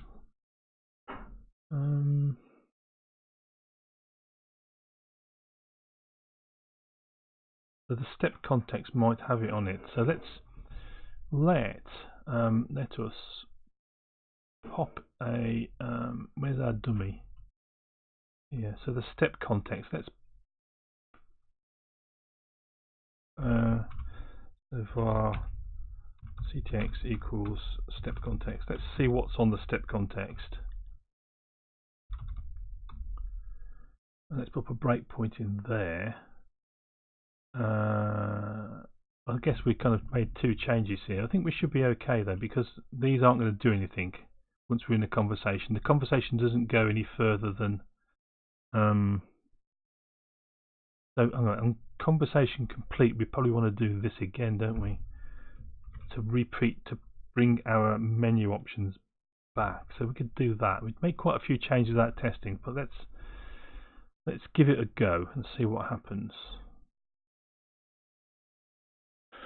Okay, so we need to connect to our bot. So this emulator seems reasonably easy to use. I don't know. I think it might do more than we're kind of crediting it with at the moment, but it does give us some good information here. There's this inspector thing here where we can do some logging, which might be helpful later on. We can put our own log entries in here. Okay, so we click 1. We now hit our dialog, and the step context contains, what does it contain? It doesn't contain an awful lot, does it?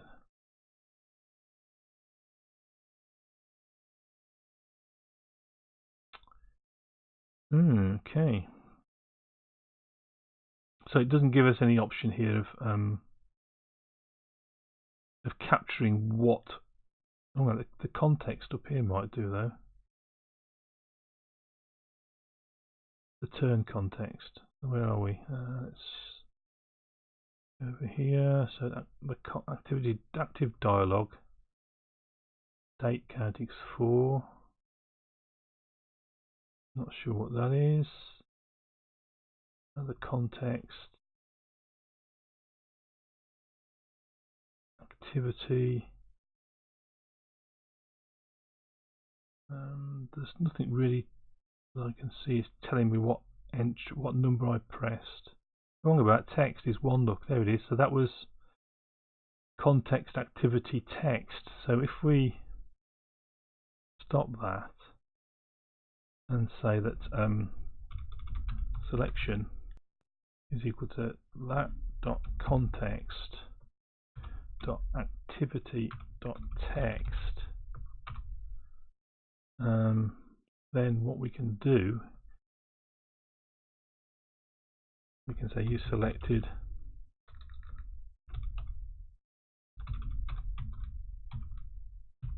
selection, put our string interpolation thing in there. Okay, so now we are really kind of emulating, if that works, we are emulating our echo bot, but we're using dialogues, which is pretty neat. So we're kind of going stepping forward in kind of baby steps, but I think we're using more and more features. Let's I think that's going to crash me. It's still running. Let's connect to the bot again. What I noticed when I started playing around with this just before the stream was that if you try and reconnect to the bot, it can crash, but I think that's a limitation of the emulator or anything else. So 2, you selected 2, reset. So when what it's not doing, it's not re-putting up the menu now that we've ended the conversation, ended the dialogue. It just says that, which is a bit interesting. I wonder if we're not changing. Let's have a look at that. I'd have thought what it should do once the conversation ends, we should hit this bit here. Turn dialogue complete.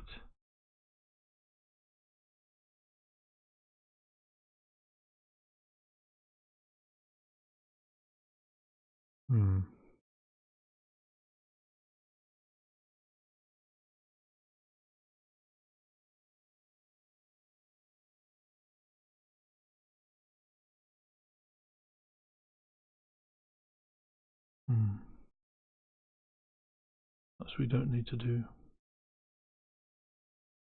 Oh, I'm about. So we're using turn context there, and I assume it should be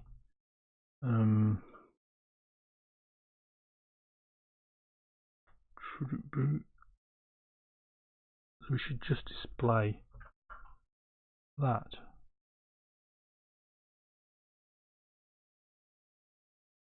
Maybe that's it.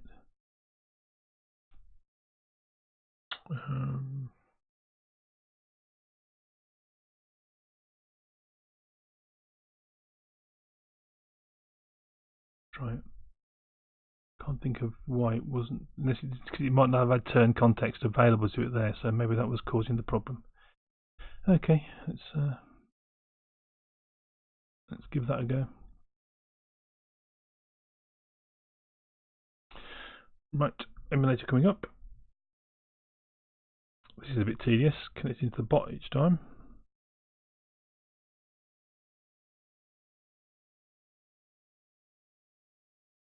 No, so it's not. Let's stick a breakpoint in and see what's happening. So let's put a breakpoint in at that point there, and now I'm going to type hello, and the result status here is empty.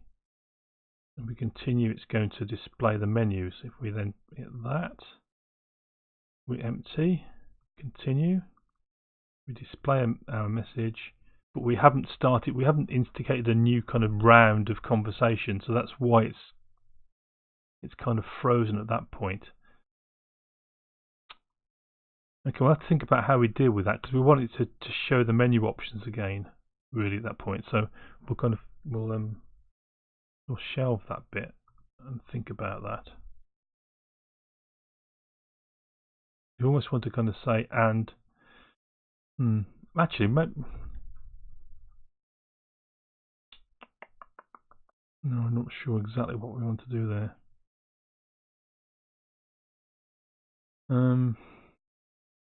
Okay. So let's go back to our documentation, because it would be nice to do a little bit more before we finish.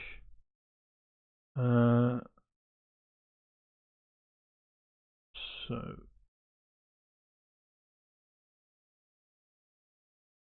we've kind of implemented that. Save the dialog state. I bet we're not doing this, are we? Oh, save the conversation state. We are doing that, aren't we? Let's have a look. Are we saving the state? Dialog state. Let's go back here. Is that the same as that?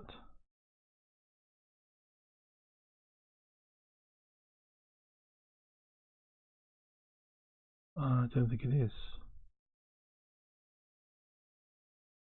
Oh, that's user state. So we do need to take care of that part of it. This conversation state we are saving. That's saving the dialog state as well. And we should, yeah, I think we're okay. We're picking up the right things. So let's have a look a bit further down. Okay, so name step async. So we've got these prompts. Look, so we want a prompt for a streamer's name, don't we? So we're going to have. So we want to have a. So we want to have a dialogue where they say, "I want to know who's streaming." When so and so, when Dev Chatter, when Codebase Alpha, whatever is streaming next, which is one of the things we did with Alexa. So something like this is probably what we're going to want to have. So whenever we have a prompt, it looks like we're creating a prompt in there, and then we're using that text here in the prompt. Okay, so let's create a new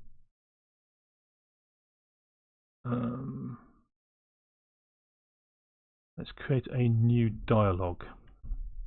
So we've got our dummy dialogue, which is here. So let's create a new dialogue.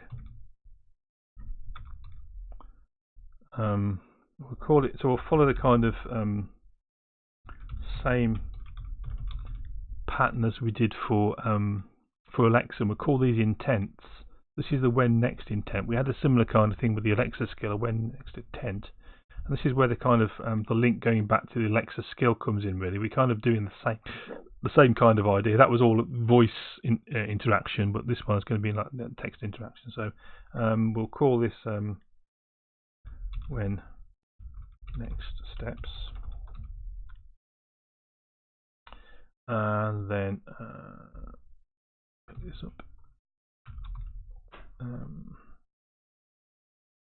When next steps. So that's going to be a list of waterfall steps. Let's just tidy that up.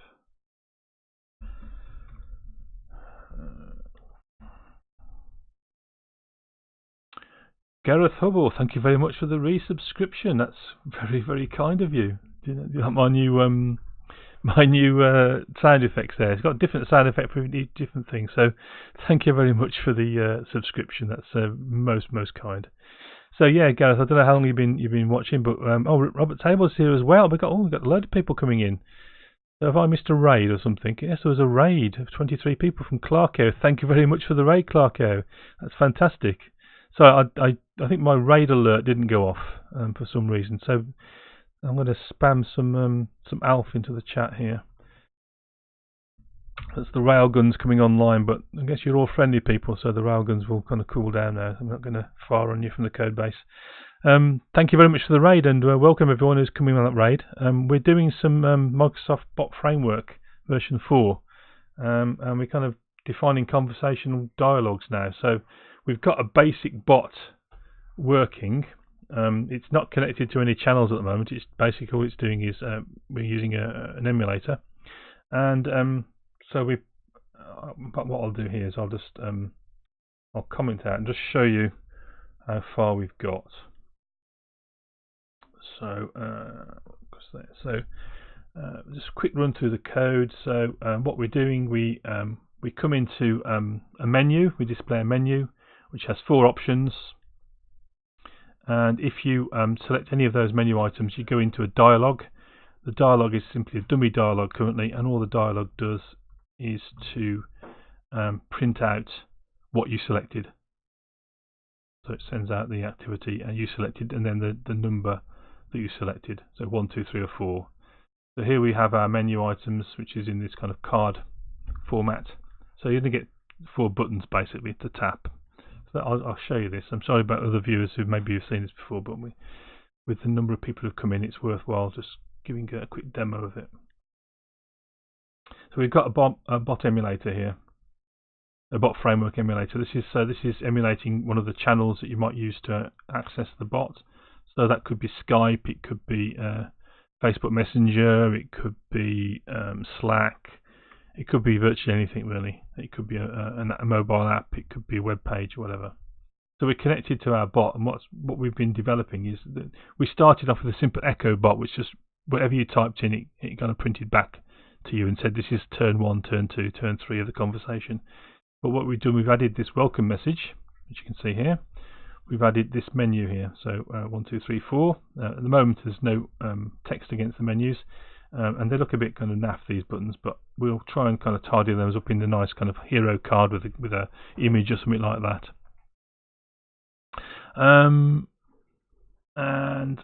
Yeah, so if we say it 2, it's going to come back and say you selected 2. Now what it's not doing at the moment is recycling back and showing the menu. Type 4, it should say you selected 4, and if you type 5, which isn't a menu option, it should just say please choose one from the menu. So it does. We will be able to accept natural language input as well. We will kind of work on all that kind of artificial intelligence part of it much further on in the project, but at the moment just trying to get some kind of conversational bot going.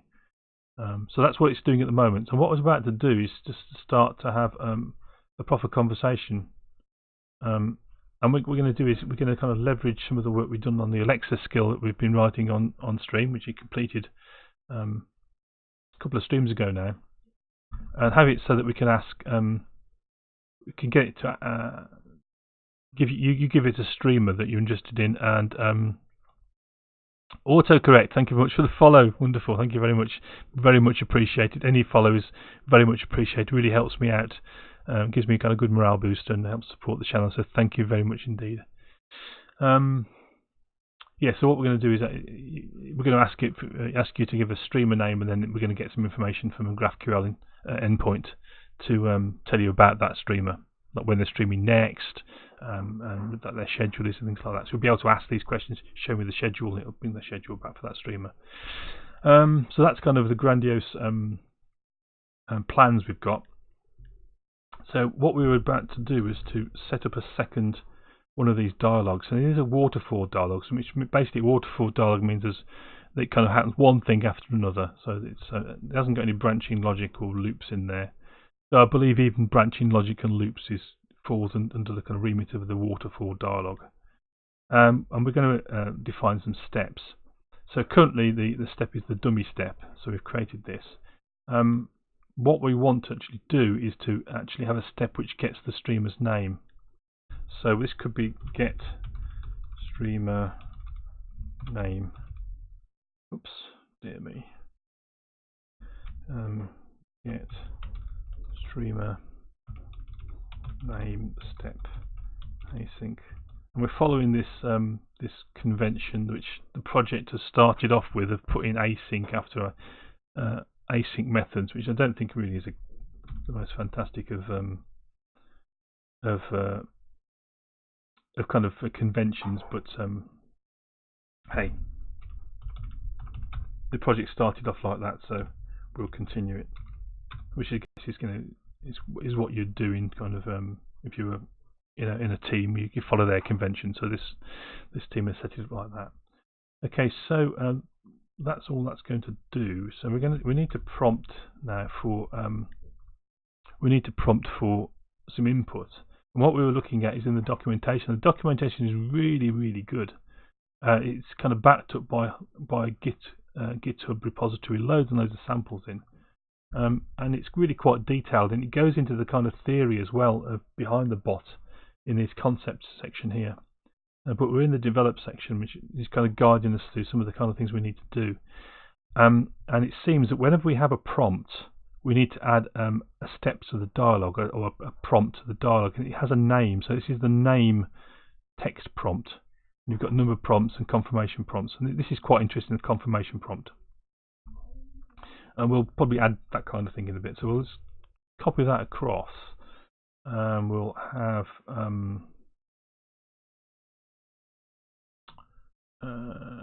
down here, we'll add a text prompt called name. We'll call it streamer name.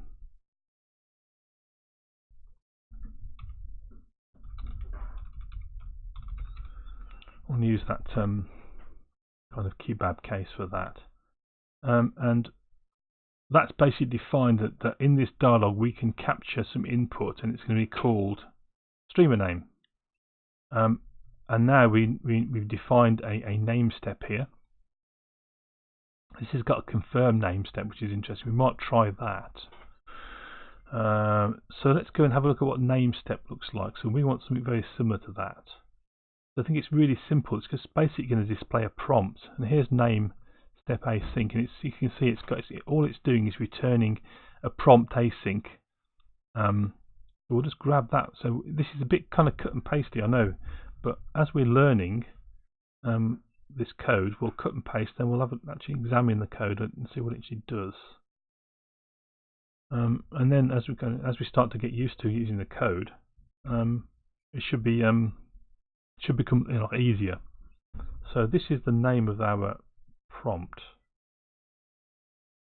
And it seems that every time we have a prompt, we need to add to the dialogues a different text prompt. So we may have a whole series of these things.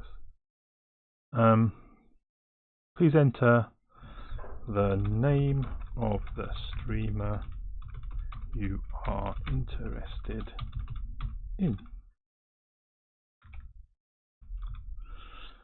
Okay, let's just get this a bit better. There we go. So it looks like that's all it's going to do. So it's going to so this step is simply get the streamer name. Let's have a confirm. So whether this is something we really want to do, I don't know, but let's do it anyway. Confirm streamer name async, and we'll generate that method. So this is going to be private static async as well. So you can see there's a lot of kind of stuff going in one class here. We want to factor all this out eventually. Codebase Alpha, this is a fantastic. Use the Bot Framework for the light bulb part of your chatbot. Do you, Clark? Here, that's really interesting. So you'll have quite a bit of insight to this. I'm still very much learning about it. So yeah. So yeah, do excuse the kind of the steep learning curve on this, but you know it's all part of what we're doing on stream, is to try to start from scratch and learn a new skill really. So it's great that you're actually using it though. So I can maybe is your code up on GitHub, Clockio? Maybe I'm going to go have a look at what you're doing with that if it is. So I've been a bit engrossed in this, so I'm very sorry if I've missed anything in chat. So .commie, welcome. Goon Pontoon, welcome. Who else we got? Clarkio, yes. Gareth, I've said hello to. You don't know it all that well, Clarkio.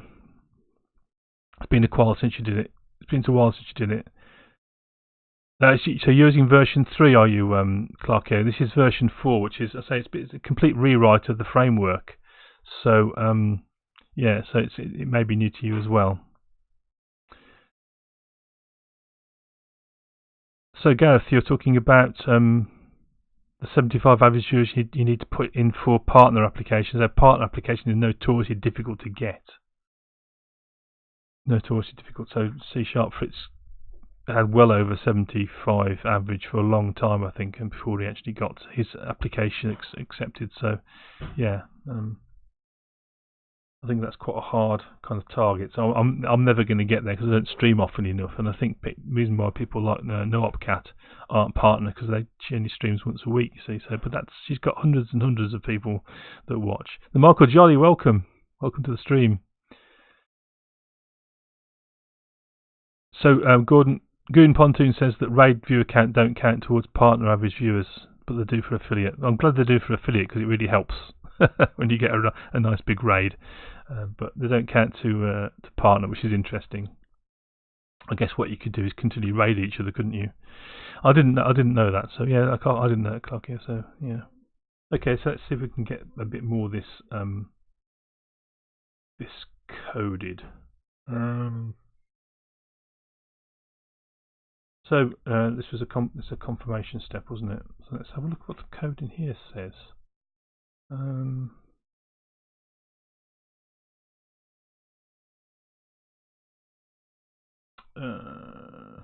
this will teach us about how we actually pick up what was said. Name confirm step. Okay, so what they're doing is they're actually going to store. Oh, I see. So after each stage of the conversation, they're storing information back into the user selections. So that's basically what we want to do. But that's not what they do here. Oh, they are updating the user state here. Look.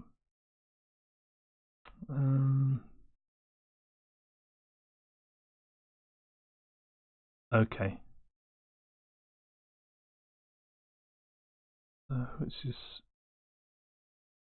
so they're getting okay. So basically storing it away here and asking you to okay. So this is what we do need to do. So in the they're creating an instance of they're using the accessor to get an instance of the user profile. In this case, our user selections. So we kind of want that stuff.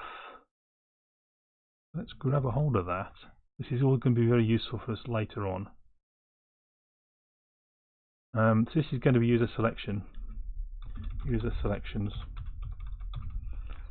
Oops.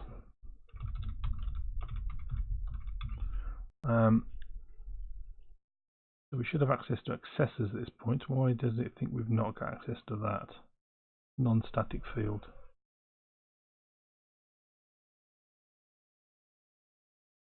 Should it be static?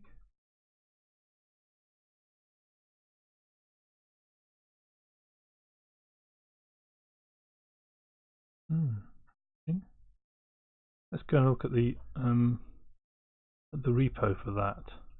So this is the interesting thing that we've got actually access to all the source code for this. So that's the accessor.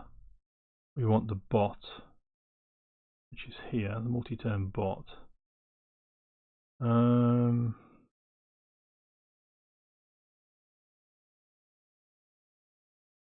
So underscore accessors, private read only. So the name confirmation. Maybe they're not static then.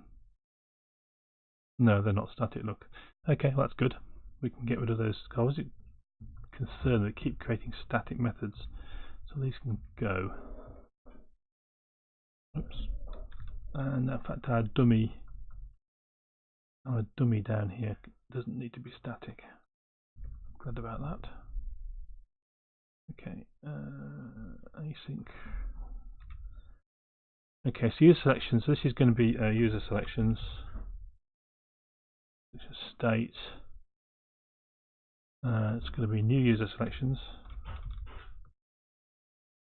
So we're going to grab one of those. It's either one that's in state already, or we grab a new one, and then user selections. And on there we have a property called streamer name, and we pop the streamer name into there. Okay, that's good.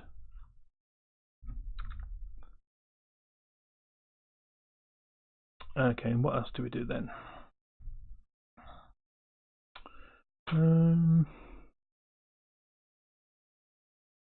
So then basically so this is asking their name basically, isn't it? It's putting the name back out to them. Say thank you. To confirm, would you like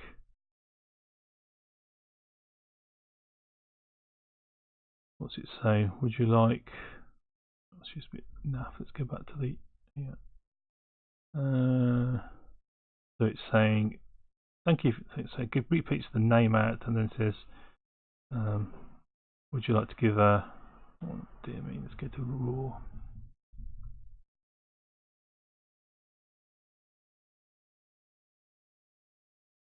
Where are we? And we can't see things so easily. Confirm step. Confirm, is this okay?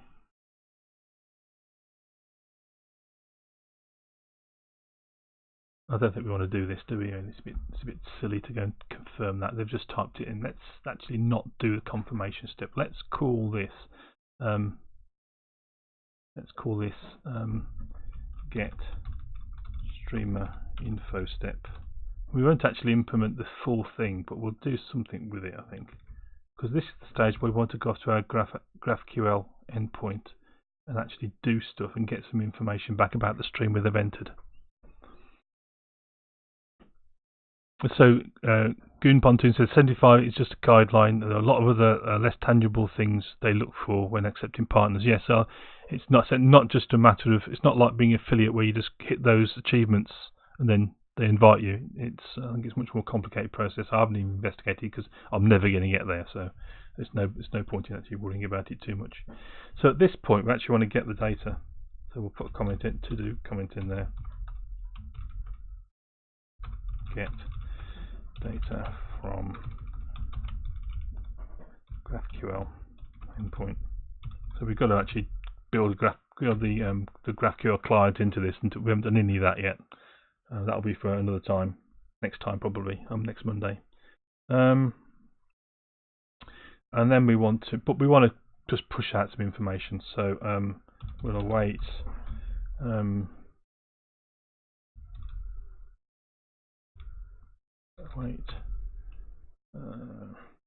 think it was dialog context, wasn't it?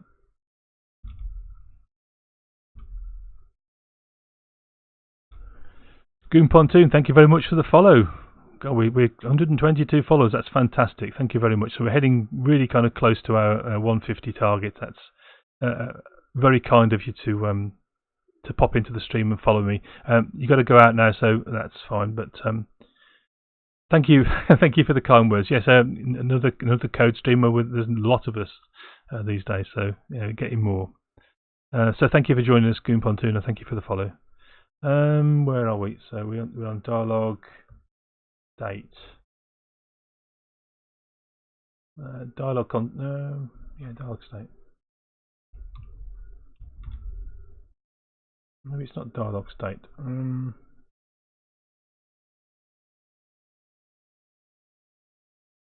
Step context. Context. Dot. Is it context?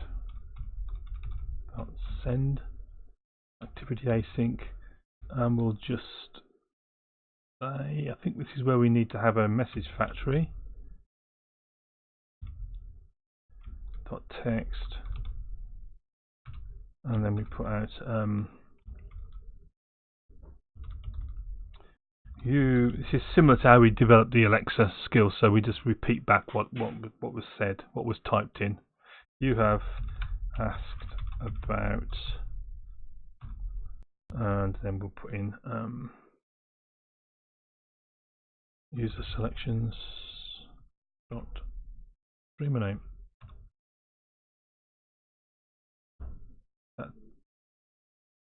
Yep, that's okay.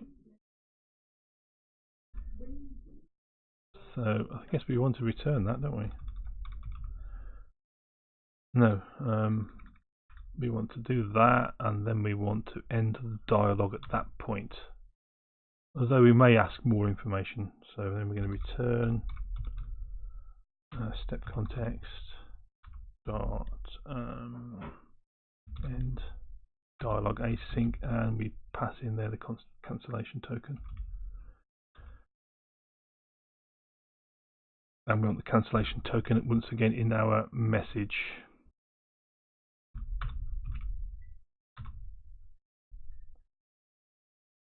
That's not happy. Oh, we need to await that.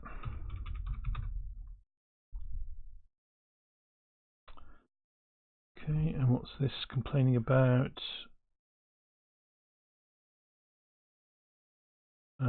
Cannot convert from schema activity to an activity list. I think I've missed a closing bracket off. Are going to be happy now? No.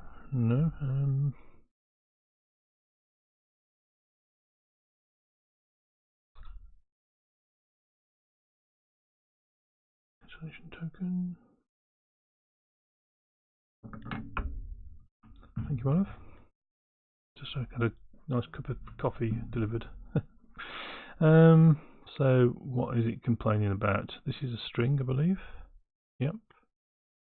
Message factory.text. So we've used message factory down here successfully. I think I'm just going to grab that and bring it up here, because obviously there's something that she's not quite happy with.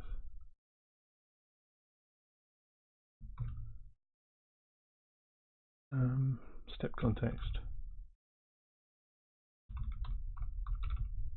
Dot context. Dot. And then we put in there user selections dot streamer name.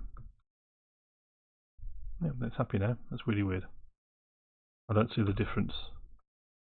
I'll probably spot the difference when I watch this back on the video. Okay, so let's see how we've got on now then. Run that. So we should ask for the streamer name. We should type something in, and we should get a message back. We're just echoing back what we typed in, which is kind of the way we're working. We're just kind of following back this baby steps. Do a little bit, have it echo it back, and then move on to the next part. So here's our menu. Oh, we didn't wire it up. That's silly. We didn't give any of our menu options the when next intent. So let's have a look. Go back to our dialog. So waterfall dialog when next steps. So this is what we want to do, and what we'll do is we'll set that as option number 2. So it's going to fire that off, and we need to get rid of these magic strings. We'll move them all into constants probably next time now. So that should fire that when next intent dialog off. So let's try it now. Okay. So I think this framework's working out pretty well. I think there's going to be a few issues as we go through. I'm not sure these buttons they don't look very, they're just next to each other, whereas the buttons we saw on the documentation were stacked on top of each other. And maybe when we put more text in, that was what will happen. So enter the name of the stream interested in, and it's going to be Clark.io. And it's selected, and it's come back. Look, it's put. That's really interesting. It's got what we wanted it to do. If I type 1, it doesn't do it. It's almost as if we didn't complete the dialogue properly. Start the conversation again. Hit 2. Type in Gareth Hubble. It's come back, and it's that's fascinating. I wonder why it's doing that what we want it to do this time. So let's have a look. So you selected Gareth Hubble down here. Conversations, reply to activity. What would you like to do? Oh, I'm going to pop. It's almost as the dummy this dummy thing isn't doing what. It looks the same though, doesn't it? Don't need that in there. I'll fix that later. So let's pop a breakpoint.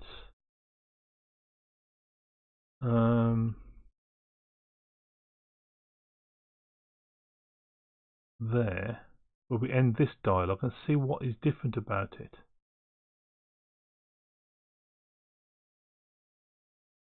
Let's try that again then. So we'll restart the conversation. We select 2. We select, I don't know, the Michael. And we'll have to handle kind of standardizing this name that gets typed in. So we've come here, and we come back here, type that again, C# Fritz,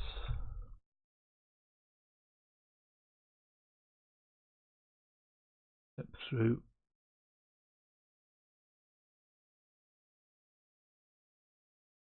And here our status is complete, whereas before it was empty. I wonder if it needs multiple steps before it's complete. Just a single step dialog doesn't actually do anything, because that's working exactly as we wanted to do. It wasn't working before. Okay, well that's pretty good. That then prints out.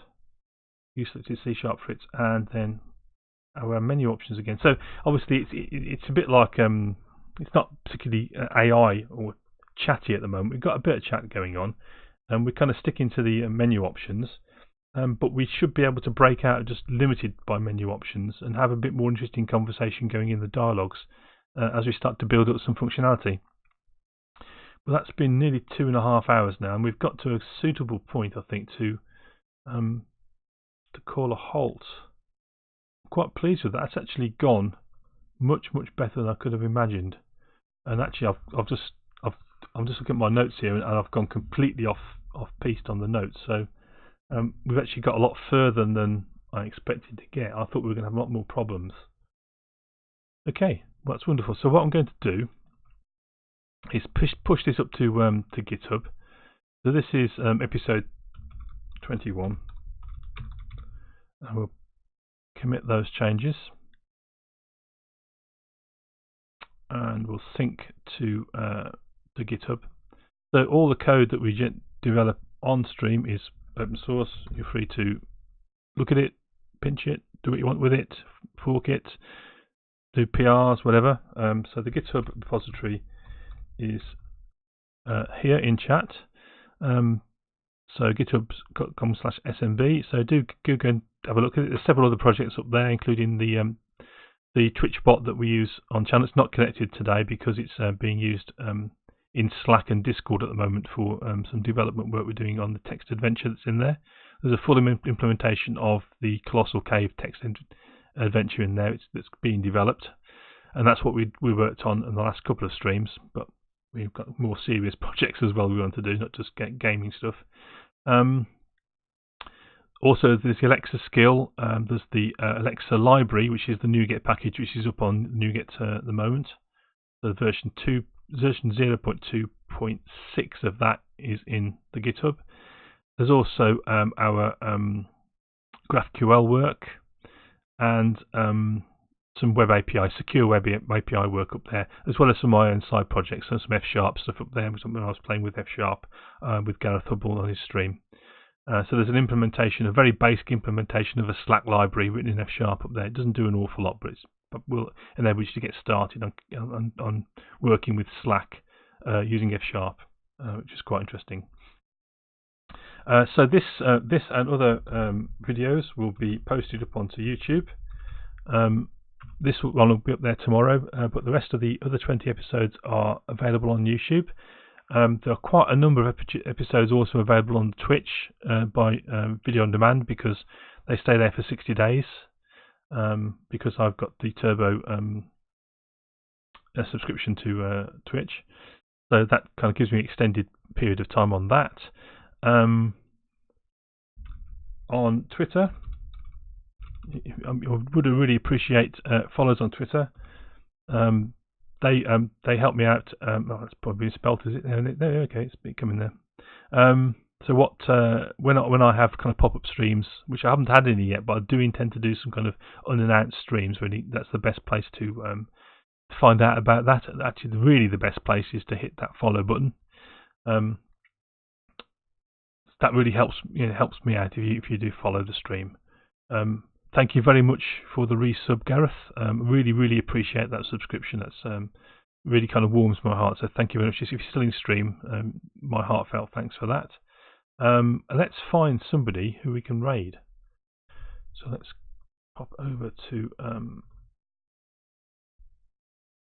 Twitch. So if anyone's got any idea who they'd like us to raid, then let me know. Otherwise, we're going to go and see who's live at the moment.